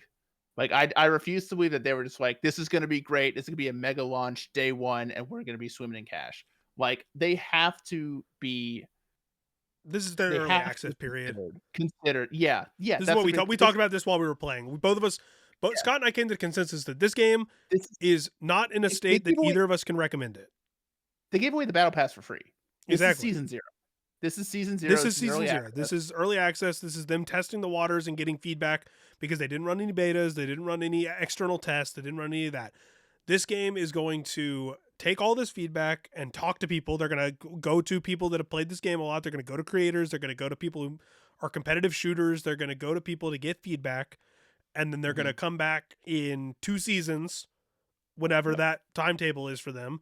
And they're going to add fixes and they're going to add new stuff. I think they'll move up. Like they'll try and maybe go a little faster with like acknowledging issues and well, they've already like said, like, you know, they've already like fixed like some like graphical, like, they did like stuff. an 18 gig day 2 patch. Yeah. Like they fixed a lot of stuff, but in terms of like content and game modes and like the flow, that's where the big flashing red light is. There's no variety. Like ranked mode isn't even out yet. So the real test will be how people talk about ranked, which I don't think will be any better than they talk about the regular game. It'll be, go ahead. I was gonna say the irony of like, you know, to bring it back to Concord. I think a lot of people, some criticism people had is like, oh, it's just the old standard like classic multiplayer game modes. I would actually love to play this old like classic like capture point, capture the flag, team deathmatch like in this universe with these characters and these mechanics. I actually think that would be quite fun. But I don't think that's, and the fact that like like it's called raid mode in the game. To me, that signals like they're gonna have more modes. Like this They isn't have like to. this is That's the yeah. big thing that's going to get people to even give it another shot is when they drop new modes. I think if they did like an Overwatch arcade rollout of different modes or Mhm. different options to how you can queue up, but the issue is then you have to find ways to balance those queues because how many people are going to be playing? You can't add too many because there's not a lot of people. Not everybody's going to go away from the Yeah, three v three or the not enough ranked. players. Yeah. They're not going to go for the 8v8. They're not going to go for the 5v5. And if you add all three of those plus ranked, how many people are going to be in each queue? Are you going to make people queue for all of them when they queue? Like there's a lot of intricacy that has to go into making those decisions. I think this team can improve the game. I think this game will be in a much better state 6 months from now and probably will Mhm. win a lot of people over in terms of like the tweaks that they made and a bunch of the new Yeah. content that they've added. But as it stands, I'll probably give it like I'm gonna try it a few more times. if Like if within like this friends first want to week. play the game, I will not say no. Same thing I Yeah. say with Fortnite. Same thing I say with like with Apex when I played that a couple times with friends. Mhm. If friends want to play the game, I am not opposed to playing this game. Will I be excited to play this game in a week and a half Oh, when people are like, so if I ask you to play Valorant, you'll play. "You're asking for a lot there." I had to give. So we did. I thought I'd test the waters. I told you what I did for the Secret Santa for the like Anna and the mods and stuff for her channel, right? Did you agree to play Valorant for them? I gave her a coupon that says I will play any game you want, including Valorant, one time. Well, you know it's gonna be that then. Well, I already have If the you Riot say client installed for 2xKO, so it's not like it's going to kill me. right. But It might. It might. look, But no, I'll definitely try this playing game is Highguard not a little bad. more. This game is No, not it's bad. not a It is bad nowhere game. near bad, and anybody that says it's It's bad is unfinished. not played the game. If you but not unfinished where it's like a cyberpunk where it's like it's buggy and it's Yes, like it broken functions. and It like just doesn't have. It function. doesn't have the sauce. It doesn't It have. doesn't have the sauce. It doesn't have.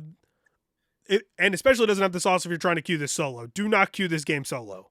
Yeah, This game is this one's rough. so It's rough it's solo. there's so much stuff you have to do and so much communication that needs to happen. Yeah. And if you queue this solo, you will probably not have a good time. But if you have And a that group of three, you can probably have a good time with this game. that's one thing that it doesn't have currently compared to other games like your rivals, your Valorant, your CS2, your Yep. Arc Raiders, your Battlefield, where it's like you can hop into those games and depending on how you're feeling or who you're playing with, you could do it super seriously. You can play comp in those games. You can do quick play. You can do arcade modes. You can do fun modes. All those games have that.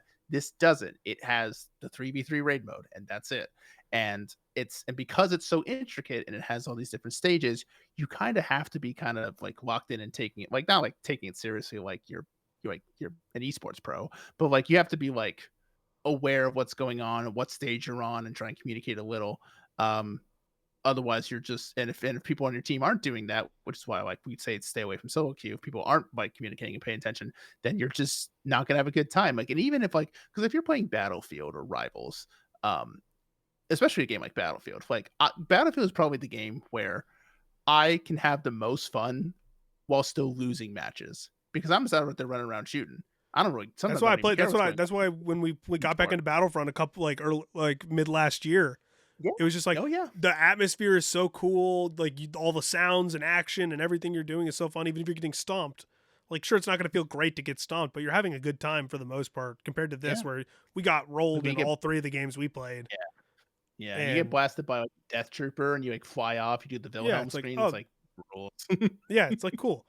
Um, But so I guess to wrap it up, this is I guess a game the reason why the last thing I'll say about this in Concord, the reason why this another reason why this isn't Concord is because it does have the runway to come out slow but still build steam. Concord did not have that. It came out so slow and because it was a $40 game, so like we can convince friends to at least try the game because it's free. And it's really not even that big on your PC. Like it's not a huge download. It's like I want to say it's less than 30 gigs. Concord was like a lot bigger, and also it costs $40. So if you're trying to convince someone to play it, you have to buy it. You have to convince them to buy it, and another friend to buy it. And when there's so many like free multiplayer shooters out right now that are like really good, like I mean, look at like look at like this the Steam bestsellers. It's like Counter Strike, Rivals, like Battlefield. It's like all like well, Battlefield's not free to play, but you know There's what I so mean. many Like other it good free to play options that this game just falls so far down that list once you try it. And if it's not your cup of tea, I can see some people getting really into this. And sure, it's going to be one of those games that some people pick back up every once in a while with like a group of friends to try. But it's yeah, definitely not, it does not have the same level of like polish and uh, true. the same pull that some of these other games that you can just pick up and download and have a good time with are going to have. But I do want to point out one thing. One of the store packs for like the little packs where you get like the costume and the emote and the thing and like all the stuff and like the thing for your mount. Also, I will say that what's cool. Riding like the mounts are cool. You have a The choice mounts between are a very horse, cool. a Yeah. lot, a horse, a bear, and a panther. There's also a griffin, but I think that's like It's pay. You have to pay for it. Yeah. it's paid or like you have to complete the battle pass or something. Um, but one of the packs for one of the characters is just you're straight up just Paul Atreides from Dune. Like, if you look like he's dressed like The way it's said, the like like the lines in the the text. description, the text in it, it's like like the background, it's just straight up Dune, and I think that rules. God damn, I just think that's cool. But yeah, I think we'll try this some more. Yeah, I think what we're landing on this is that this is a game that I'm gonna be more interested in it in a couple months or maybe in a couple seasons Every from time an now. update gets announced for this game, I will pay attention to it to Like a see if it big adds update, something. Like a new season. when this game adds a mode that is like 5v5 or 8v8 or whatever, I'll probably jump back in and have more fun with it because not only can you play with more friends, but also you will have the ability to have a more interactive experience Yeah. throughout all of the More different parts of this more game. engaging because right now it feels like a lot of running around, There's a lot of having one running or two around. fights. My final thought on this game is that there is too much going on and not enough focus on what could make this game great in a lot of different ways, Yeah. because I feel like I'm doing so much of one thing and then you go from running around and doing all these things to then hiding around a corner in like a cave trying to suss out people while there's an airdrop and the sword getting ready to spawn near you, Mhm. and then you have to sprint back to your base if you don't get the sword, and then you have to get around a corner and hide again because you're playing a tactical shooter now because you have to stop them from planting the thing. So you're going from fast to slow to fast to slow to fast to slow in a way that doesn't compel me to keep trying, because when you're playing a hero shooter, which this game isn't trying to be a hero shooter, but it has those elements No. to it on top of everything else. This game is more of a tactical shooter than it is a battle royale or a hero shooter, and that is confusing Mhm. to me, and it should be confusing to a lot of people, I think. Not that that's a terrible thing, but it's weird. It makes the pacing weird. But when you're playing Yeah. a Marvel or an Overwatch or something, a hero shooter, the pace is dictated by the push and pull of the enemy team to the objective or what you're doing in comparison to the enemy team. The push and pull of Highguard is, okay, what gear do I have? What kind of gun do I have? What kind of this do I have? What character am I playing? What are my abilities? Okay, cool. How does that help me get around a corner? And how does that help me weed out people? Like when you're playing the electric guy, I like the electric spear does damage in an area of effect and can damage shields heavy. So it'll tell you if someone's around a corner if you land it in the right spot. And then you can tell someone to push from behind or something. But you're playing it. The fact that it's more of a tactical shooter than anything else, while also trying to be fast paced in a lot of ways, is just too much in terms of what it messes with how I enjoy the game. Yeah. So I'm gonna need I more of the interactivity, the fast pacedness, which isn't a word, uh, to really draw me in, which I think can be easily fixed with more players or tweaking how certain things work. Yeah. So And again, I think these are still really early impressions. I think we've already said we are going to try it a little bit more yeah, in this very early stage. I think it's worth trying because I think we at least on 2 episodes of this we're like, hey, I know there's a lot of, bashing. And it's like the way I see it, like, and I always said like, because it's going to be free because anyone can play it, you should try it before you definitely before give it you a not. go, especially since it's not an EA sized game. It is, like Scott said, it's like 20 gigs. I would say give it a go if you like multiplayer shooters, like any of the Yep. multiplayer shooters we described. To try, like if you're like my girlfriend, for instance, does not play any of those games. She would not enjoy this. I would absolutely never recommend this game to her. But like if shooters and multiplayer games and like Siege, Rust, Apex, Valorant, CS, Rivals, all of that stuff, if none of them are your cup of tea, this game's not for you. I'm just gonna tell you that it's not for you. Like, don't waste your time. You're not gonna like it. But for people, but yeah, I think There's no I'm reason not to give it a go I'm if you do I'm like interested. shooters. I'm interested in following this game and seeing what they do Where it goes next. next. Yeah, that's where I'm falling Yeah, to. Anyways, we we'll need to try. move on. We'll try a little more. Uh, I all right, guess. we're gonna go a little bit faster now because we're already an hour and 30 minutes in. So we're gonna try and get all this stuff in. We started a little late tonight. It's okay. My fault, but it's fine. It is. So, a quick AI corner. There's not much AI news in games that's like worth actually talking about because most of it's just redundant. But GOG did get caught using AI generated artwork for their 2026 sale, the first sale of 2026, and so people caught it. We're talking about it, and a Reddit user, so basically someone on the GOG forums, that appears to be, and this is from Kotaku and a whole bunch of other places, someone that appears to be working on the graphic team for GOG basically confirmed, okay, I cleared the air, current sale banner is fully AI, not my work.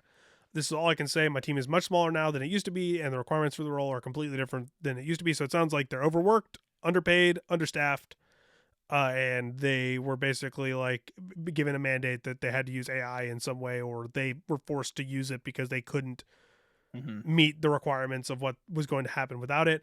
They went on a little bit of a further, like, to talk about like it's just miserable to think about how surrounded and how ever present it is and all of this now, and then goes into talking about how like how to keep boxes around AI and stuff. So, but yeah, they got caught out on it. People are bashing them, rightly so, for doing that, especially as they're trying to win people over from Steam and as they're trying to make up for like someone from the GOG team did an interview about how, because they were pointing out like when horses got banned from a lot of places, I don't think it got banned from GOG. So GOG was like touting, hey, we didn't ban this, but then people pointed out, hey, but you did ban Devotions when that got released or whatever and got dislisted everywhere. And then they did an interview and was like, banning Devotions cost us our integrity or cost us our goodwill or whatever. And it's like, okay, well, using AI is not going to get you goodwill either. So you do that interview and then this happens. I don't see correlation how you can see one does not equal the other in this case. But yeah, it's a very open and shut case. I just wanted to mention it. It seems like the AI core is getting smaller. I think, Cale, we're winning. I think us individually are winning the war against. Okay, but can we win without it affecting like the stock market and shit, so people don't get absolutely fucked? Because I don't think that's going to happen. The stock market isn't real. It's just people throwing money at things that they think is good. Like, what's the joke? It's like, none of this is real. We made it up. Why can't we just turn it off and not turn it back on? That comedian that said that. Why don't it's like, things are too expensive. Let's just make more money and just pretend inflation doesn't exist. Yeah, I don't think that's going to work, especially where we're going right now. But the point being, I think we are winning in terms of public perception. When I run for president in 2032, I'm going to say I'm going to make more money, but without the inflation, and then that's going to be my big win. Gonna be a big banner. Scott Robertson, affordability president. But yeah, no, I think we are winning the public perception battle. I think we've been winning the public perception. The public perception and general ideology battle has been. Especially like generative AI in particular. Yeah, I think honestly, people are starting to notice the difference. AI, I think it's a new esports. It's like there's this big bubble, and people were just going real crazy with hyping it up and getting all these insane valuations and all this money being thrown at it. And then after a couple years, people are going to be like, this isn't quite making as much money as we thought it was. What do you mean? We just have to get the masses. We just have to get the masses to adopt the AI and stop calling it AI slop, because that hurts our feelings and is going to make our investors sad. And yes, that's true. It's so simple when you say it. I know, right? Give me big money. Make me CEO. I can talk. I can make words. I can make people infuriated. We've joked that the one position that you could replace with AI is CEO. Yeah. There's nothing of value would be lost if any CEO for like a major company was replaced by whatever. They don't provide any value whatsoever. They're politicians. Yeah, they're just politicians. Like, what do you think? Soothing egos. Yeah. Anyways, you want to talk about a failing company? I don't want to If say we have that, but to. feels like it. I mean, this. I'm a little optimistic about this. So this is so we're talking Ubisoft here. They did a massive company We reset. we talked about we Uh, talked about Ubisoft 3 podcasts in a row in negative light because they keep doing stuff to make every what did we? no. I don't remember what it was 3 episodes ago or 2 episodes ago, but What last was the episode, last one we talked? last one What did we was we talk? talked Was it about them the union busting almost okay? happening, Was it about them shuffling all the things into different shuffling all houses? the Did we things into talk about different that? things, and then Okay. also the former Assassin's Creed guy suing. Yeah. So we talked about it in 3 bad ways. And now we get to talk about it in more bad ways. Because, yes, as Scott said, massive restructuring called a major company reset happening at Ubisoft right now, which included 6 games canned, 7 Mm. delayed, and 2 studios entirely closed. And a 33% drop in Ubisoft stock and a whole bunch of people about to be fired on top of it. So, Yeah. it, I will say that the yeah, overall not good. The one thing that I thought could potentially be positive from all of this is the thing we already talked about last year, which is like the shuffling into like different creative houses. Because I feel like a lot of issues with Ubisoft's game design essentially came from the top, and they had a very top down, like where everything came from up there and flooded down into all the games they were working, which is why they all kind of felt like they had similar issues, disappointing like games, yeah. big worlds that like didn't really have enough to do. Where it's like they're like, oh, we need to go for bigger worlds and give people like more like activities to do, and it's like no, like that's been an issue I've had with like Assassin's Creed, and that's issues I took with Skull and Bones when I played it, and as well as like and I think the newest Far Cry had that issue where it's like you just keep making the worlds bigger, not better, and that's just one of the issues. But uh, I think potentially with being into like these different creative houses, and that potentially like now the leadership is now like a bit different and a bit more in-house with people who know these franchises that are specific to each house, like it's like we're talking about Hogwarts or some fucking Look, bullshit. I don't know. Um, So the way they word this is quote unquote reclaim its creative leadership, quote unquote drive a sharp rebound. So they know everything's been a lot of stuff's been disappointing. They haven't had like the creative structure that they want, so they're trying to do all this stuff. So getting into the core of this, so 6 games have been canceled. The 6 canceled games, only one of them is known. It's the Prince of Persia Sands of Time remake that has been on and off again for like 4 or 5 years.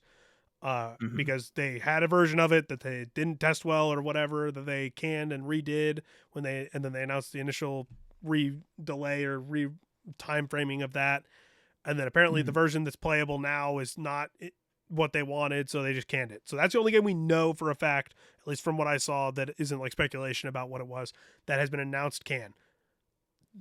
Uh, 4 unannounced titles, including 3 new IPs, which means those teams are just going to be gone or completely absorbed, and then a mobile game, and then a 6 game that isn't no one could we don't know what the clarification is there of like what it was. So might have been another just test project, might have been like a very early on like ideating game that was like just getting a team together and then they canceled it. So those have all been canceled. I don't. So there's a bunch of delays. I don't know if they Um, mentioned. So the the 2 studios were closed for Halifax and their Stockholm studios. Um, this was accelerating bad. a whole bunch of stuff. These were the massive layoffs that were announced a couple weeks ago. So this is mostly the teams that worked on Star Wars Outlaws and the Avatar game. Yeah, Which the latter of which actually kind of got like a big bump in with the like people movie and the talking update. positively Yeah, with the movie coming out. People were like, this was actually a good, actually a good game. It's one I. It's funny enough. I played and finished Outlaws, but I didn't play the Avatar game. But like, yeah, it's just sad because it seems like they actually did a really good job. I think they did a good job with both of them. Um, but obviously, like Massive as a whole is still obviously really laser focused on their various division projects. We talked about the change in division leadership last week, but they've got a lot going on with Division 3, still making new Division 2 content, the mobile one, and I think there's another one that they talked about. It's not Heartlands. I think that's gone. I think Heartland's done. isn't there a Division There's mobile game something out else. now? It's not out, it's in like closed alpha testing or whatever. Yeah. I got into the testing and I tried it, and it's Division on mobile. It's exactly what you'd expect it to be like. Okay. Oh, just I feels know. like Okay, Division so I 1. found And I like the I like the Division I 1 and found 2. the I played a lot paragraph. of So that. this is from VGC, and as always, links will be below to the sourcing here for Yeah. what we're talking about. But it did not say which games were slipped, but Ubisoft did confirm that 7 titles, including one title that was planned to release before April 2026, that will now be moved to April 2027. So no dates or timeframes for a lot of these delays. Most of the games probably weren't announced. That does not sound like it would be the Black Flag remake that's probably going to get announced at whatever the next big showcase is going to be on either side of the spectrum, which will probably Yeah, be PlayStation. But they still have to come out with something this year. Otherwise, it's just, they're just gonna look there's going to be like it's something gonna out this year, but yeah, who knows, has man? to be.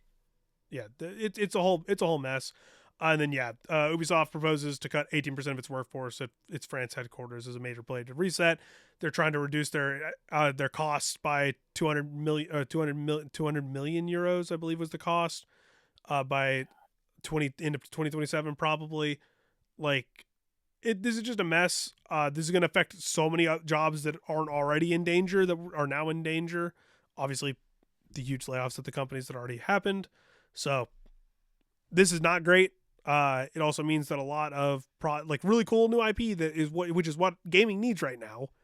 Like we need new IP from really creative teams to like stop the stagnation that we're kind of in right now of remakes and remasters and just sequelitis for a lot of franchises where it's not every franchise and it's not every creative team and it's not every remake and every remaster, but we're getting so many of those and so many people that are in like my shoes are looking at this and being like, if it's not a franchise that I really care about, why would I jump in now versus go play some indie games or go play some smaller games or go for those new IP that are coming out? Because I don't see a reason to jump into like I'm not going to play Beyond Good and Evil 2 by the time when it comes out, if that's still ever going to come out. If it comes out.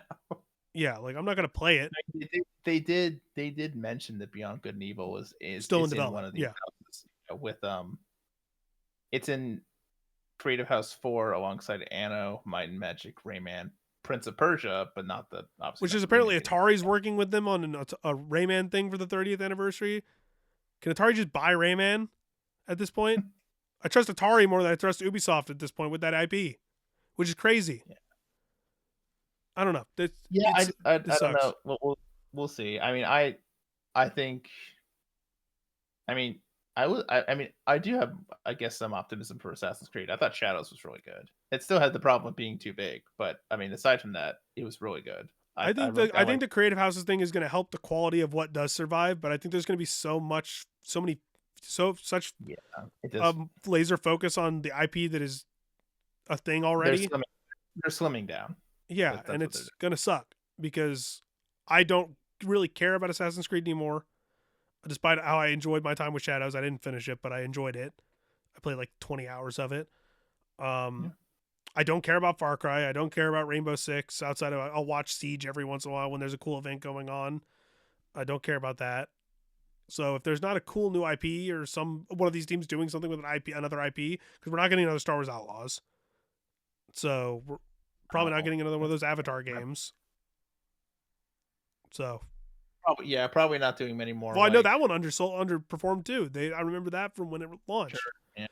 So they're probably not doing any work with like bigger already existing franchises now because I feel like we're just gonna get more Assassin's Creed. We're gonna get more Assassin's Creed, and we're gonna get like the Division 3. If that one about the witches comes out, that looks like it could be cool. Maybe they stick that. Hopefully they do something cool. I think the code name for it. We'll see. Hexy, I think it was. Yeah, something like that. Anyways, you ready to talk about another controversy? Yeah, I guess that's what. Yeah. So, if you didn't know, Twitch has been kind of reworking their internal sponsorship offerings. So, if you're a part, I think affiliates can do this too. I don't remember, but if you're like a partner and affiliate on Twitch, I'm pretty sure you can go into your dashboard and they have a section for like Twitch offered sponsorships for games or projects.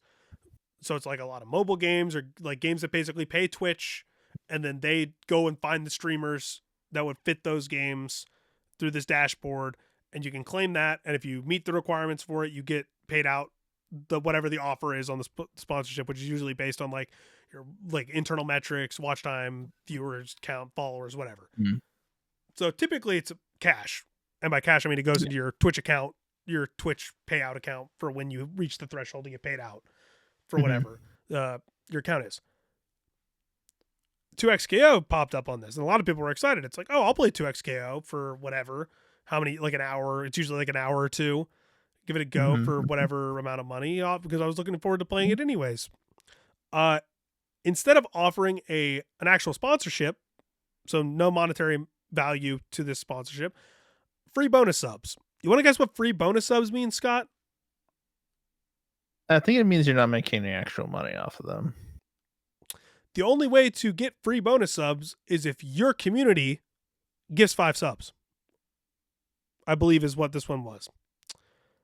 I believe it was if your community gives 5 subs, you get a free sub. So you're getting a fraction of $5. If your community spends $25, $30, whatever it is, and then you get a fraction of that $5 while Twitch is being paid by Riot, however many millions of dollars that this deal is worth. God, I don't even know what to say. What were they thinking? Like, why did they? Well, you want to hear what they were thinking because there's a response Okay, yeah, from let's hear it. Riot Games. So Is this from Riot or is it Twitch? this is from Aurelian, who I believe Okay. runs like PR, like a PR arm of Riot, essentially, or is like a creative team member. I don't remember. Uh, we've seen the feedback from the community regarding the 2xKO campaign on Twitch, and I wanted to provide some clarification. As we mentioned in our blog related to the beta of Riot Games' partner program for LoL, TFT, and Val, we're going to be experimenting throughout the year with different ways to recognize and reward creators for creating content around our games. The goal with this campaign was to celebrate 2xKO's console launch and reward creators who stream 2xKO with bonus gifted subs alongside their communities. It definitely was not intended to replace traditional sponsorships or influencer marketing campaigns, and especially not to devalue creator UGC. We're working with the Twitch team to build a better solution for future activation, so campaigns like these are not presented as sponsorships. Mhm. I can personally say that we always want to leave creators feeling valued and rewarded. Your feedback is appreciated, and we're excited to for you to see what more in store we have for this endeavor. So Yeah, basically, this was a Twitch fuck up. It sounds like where Twitch put yeah, this as a sponsorship instead of an activation that anybody yeah, playing 2xKO can accept as a bonus for playing yeah. 2xKO. So Yeah, I think that's just the biggest thing where this blowback came from. This was classified as a sponsorship, and it's definitely not. And it seems like right, we're quick to be like, yeah, no, this is not intended to be like a sponsorship or to replace that. So, good on them. That's a value PR, baby. Find the get those crisis comms ready to go and be quick to react. So, yeah, there's people um, talking about like how Aurelian's like ex Twitch staff, so she's covering for Twitch here or whatever. And I'm like, that is not what this sounds like. This sounds like, hey, this is what we were going for. This is not how it's supposed to be presented to the people that we wanted to get involved with this. I think this was just an internal screw up of some yeah, kind just with how this was crosswires. supposed. It It crosswires. It happens. Well, It's Twitch has been doing it's enough bad stuff recently that I'm not giving the benefit of the doubt here, especially since Amazon. I'm never giving the benefit of the doubt. We'll talk about that here in a minute. mm, hmm, But yeah, no, this sucks. If you this is predatory, especially in a time when a lot of creators are being taken advantage of by like sponsorship opportunities, farming, especially smaller creators that are trying to find any way to either turn their thing into a career or like when I stream or when I did content creation or this podcast, we either do it for fun or whatever money we make on the side is just to cover costs for whatever we put into the content creation or sure. anything like that.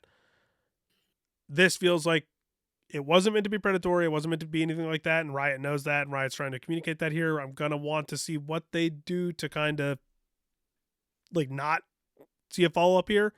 Cause I don't think I think Twitch will screw this up again in some fashion before Yeah, like anything it's like po truly gets improved. it's possible. Well, I think, I would say, like, when stuff like this does happen, usually then, like, whatever the follow-up is, like, double, triple check. It's like, "Okay, let's make sure when Yeah, this there'll be an goes out, internal memo. Yeah. we're being very clear about what this is, and that this is If I not had a my Twitch sponsor." up, I would go check what offers I have right now. Cause I'm pretty sure since I'm an affiliate, I could see this page. But like Mm, the only time I believe I checked it was like a couple mobile games and like a gotcha game or two, which is the yeah, usual. yeah. I'm not an affiliate, so the only offers I see on Twitch are to play different games on their Luna service. Which, speaking of, Yeah. So this is actually something I wanted to bring up too before we talk about this part of it. Uh, they actually put Madden 26 on Luna recently. So I think with this news, be run basically, well. I don't know. That's what I'm going to go try at some point. Luna's like is Luna like it's It's like streaming. streaming, It is right? cloud streaming. Okay. It is their version of xCloud. It's running on AWS. Mhm, So I've done xCloud streaming before, and mhm. it works pretty well on my internet, which is like okay internet. So I want to try. I want to try Madden on Luna to see the performance, and I'll report back. But it Mhm. seems like Amazon is doubling down on Luna again, which is interesting considering it wasn't like it felt like so Luna and Google Stadia felt like they were butting heads. We're going to butt heads, and then xCloud just was going to sweep them away because of how it was being offered, and that kind of did happen. Where Stadia fell way behind, Luna fell to the wayside because it felt like Amazon stopped caring for a little bit about Luna, and then Xbox never stopped pushing cloud gaming. Mhm. But now it seems like Twitch is going back to Luna and seeing it as their gaming initiative since they're Yeah. pulling Well, back from actual gaming. listen, Twitch, if you're listening, I'd like to explore more about Luna, but whenever I go to the little rewards tab or the Amazon Prime, the Prime benefits or Luna benefits, what are they called, and I hit play on Luna, it takes me to the Luna game listing, but everything is in Italian. It's trying to tell you something, Scott. You've been hacked. It was Cecilia. I think I think Julia did this, yeah. Okay. It also says I have a Luna standard account and a username called okay. I didn't okay. I need to get to the bottom of this, but we'll do that after the show. This is Scott's been weird. hacked by an Italian gang. Everybody, the mafia's got him. Uh, But oh yeah, no, no, no. she Cece's gonna What am I kill gonna you. What are do? you doing? Don't do that. Don't do that. Someone, I'm gonna clip this specifically and send it to her. Just send it to her. Uh, Okay, I fixed the language issue, but I'll try and see yeah, you what got to this. figure out what's going on there. But It probably was like it probably you know what it did? You know what Amazon probably they probably like made Luna accounts for everyone who has like Amazon Prime and yeah, they because just like it's just assigned them. on. It runs through Amazon. Like it's not a separate thing. Yeah. Yeah, so they just like made an account for me. Yeah, They didn't ask for it. I don't even think it's a separate account. I'm pretty sure it's just Amazon. All right, well, Because I tried Luna once when it first came out because we were getting all the press offers for it, and Dot wanted me to write about it, so I was like, okay, I'll you give it a just go. is it just like an app you get through smart TVs? Is that how I it don't think it's works? on smart TVs. I think it's just on like your computer. Oh, it's just like it's like a PC app. Yeah, no, it's just in your Okay. browser. In your browser? Yeah, that's how you do stuff on Chromebooks. You don't have to download like you can do on your phone. You can do the XCloud streaming just through browser, through Safari, or through Google Chrome. I'm also gonna try this Madden thing. I'm curious to see how I it want to see how it runs. runs. I want to test it. I want to test a I'm couple games and see how they run genuinely because genuinely curious. that's a good way to get me to play Madden because I'm not going to buy it. Yeah. So, but yeah. Anyways, the reason we're bringing up Luna outside of just talking about them kind of doubling down, and the reason I say they're doubling down on it, which it hasn't been confirmed, is Jason Schreier reported today that Amazon Game Studios boss Christoph Hartmann, formerly the head of 2K, is and a co-founder of Mhm. 2K, I believe, is leaving the company. Bloomberg News has learned as Amazon continues to retreat from PC and console video game space in favor of its cloud gaming service Luna. So obviously we talked about New World last week and how that game is being sunset. The development was already ended. They've pulled back several initiatives. They've partnered with other studios or like are using their basically Amazon Game Studios as being like used as a subsidiary in some cases for other development for other studios as like an assistant. And so the projects, I believe Amazon Game Studios is helping with one of the Tomb Raiders, helping Mhm. Crystal Dynamics with one of the Tomb Raiders. So it's still around. They're not leaving game development entirely, but all of the projects that they're doing have been massively scaled back. Yeah, that's just what I wanted to say because it seems like they're focusing on Luna again and not just Okay. on Luna as like, okay, like they integrated with Twitch. It's integrated as Twitch. Twitch Prime is Yeah. now Prime, Luna Prime or whatever. Like Mhm. Twitch Prime is still the thing, but Luna is now where you go to collect the games and there's a lot more offers to claim games or play games on Luna when you go to collect Mhm. the free games on like GOG and Epic and stuff. So it feels like they're pushing Luna pretty heavily again. and that's going to be their focus moving forward is just, hey, play the game, which leans into all those reporting that Bezos said, like, people aren't going to own computers in the future. They're just going to pay to rent them, or they're going to like just use the cloud or whatever. So this fits. And I know he doesn't run Amazon anymore, but who knows? Who knows, man? Yeah. I mean, they have. I mean, if they, I feel like they should. I If they want to commit to this thing, they should commit to it. So maybe this is the right decision for them. But like, and it just sucks that like it means that like a lot of people who are working on some pretty cool projects like New World do end up losing their jobs. So yeah, it's just It sucks, but in a different way. It's not like the Ubisoft just yeah. like straight cuts where it's like Hmm. those people aren't just like aren't working on anything anymore. At least this has like a Hmm. direction to it. But it's also Yeah. Amazon, so who knows? 3 months from now, they could be like, "Oh, Mhm. nope, we're cutting it Yeah. all." Yeah. You never know. And then we get to the Um, last thing, Scott. You can take this one. Sure, yeah. This is from BGC. This is from Andy Robinson. Battlefield has now officially outsold Call of Duty for the first time ever last year, as Black Ops 7 has dropped to fifth place. I believe that is fifth place on the latest Circana. Let's see. Yeah, is In it terms of best selling game, okay, so best selling games of 2025. best-selling premium Uh, games, by the way, Best selling premium, specifically? yes, yes, paid premium games. Um, so Battlefield 6 was the best-selling game of 2025 across Circana's tracked platforms, ranking first on Xbox and aggregated PC storefronts, and second on PlayStation behind only NBA 2K26. The latest Call of Duty entry, Black Ops 7, placed fifth behind Battlefield, NBA 2K26, Borderlands 4, and Monster Hunter Bro, Wild. Monster Hunter It's beat worth it in noting that both categories too. yes. It is worth noting that Black Ops 7 was launched in Game Pass, while Battlefield was not, and the EA title was released around 6 weeks earlier. So I guess that's kind of explain like giving it a not saying like it's a complete utter dominance for Battlefield over Call of Duty. That of course there's people who own Game Pass and play it.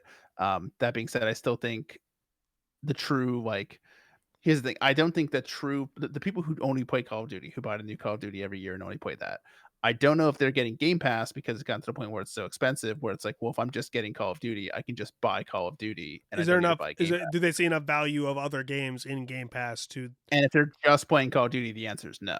Yeah, And so the fact that it is significantly selling worse than it has been, and that its player count, and we talked about Steam player count when it launched, and it barely cracked 100K in its first week, and that is its first weekend, and that is very low for a brand new Call of Duty game. And now with this data that it's I mean, here's the thing, people were talking about Battlefield being dead just like a couple years ago after like the release of 2042. Like how that was just such a like a yeah. Look at disastrous this flaw and rebound. dead on arrival. And now it's like Battlefield's back, baby. Well, And not then only that. So they just got Battlefield, the division guy to come over and help lead with that. yeah. So Battlefield is like at the peak here. It's at the top in basically every category.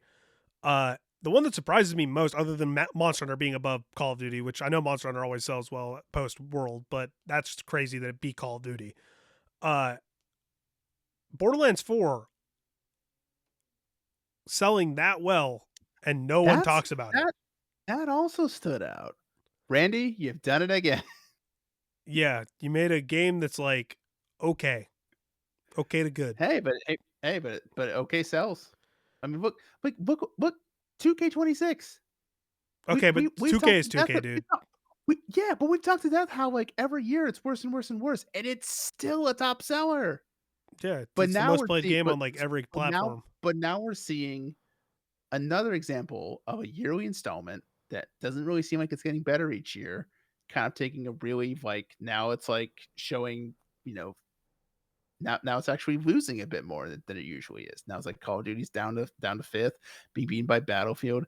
It's clear that like the team who worked on this current battle, it's good that Activision between Activision and the team who worked on this most recent Black Ops, that it is that they feel like they missed a little bit on this one, and so that's why they came out and said that they weren't going to do back to back from the same within the same series anymore. And I think, I'm excited. I'm not excited, but I'm curious to see what the next Battlefield. I mean, I'm not saying that like Activision is just like completely writing off this current Black Ops that are just gonna like walk away from it.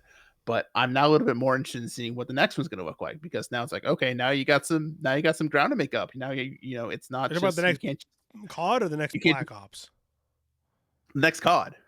Well, the issue with that is how much can they pivot when it's coming out in 9 Just months, 10 months? I mean, I would say just They're not going push it to, back, but they're not going to. They never because it's a will. billion. It makes them $1 billion every time, and if they push it back, then that's going to be another bullet to the Xbox catalog under Microsoft, and Microsoft is already cracking down on them hard enough. So they're not going to do that. So we'll see. We'll see what this next one looks like. But yeah, I mean, you know what? Great for Battlefield. It's a great Battlefield. I just played it the other day. I just keep it installed, even though it takes up a huge space. It's like I do like I'll be looking at games like I don't feel like doing like I'm a little annoyed with Rivals, and like Arc Raiders was a little sweaty last night. Like I'm looking at all these other games and I'm like, oh, Battlefield. Oh yeah, I could just play some Battlefield. I could just sit there and just play some Battlefield.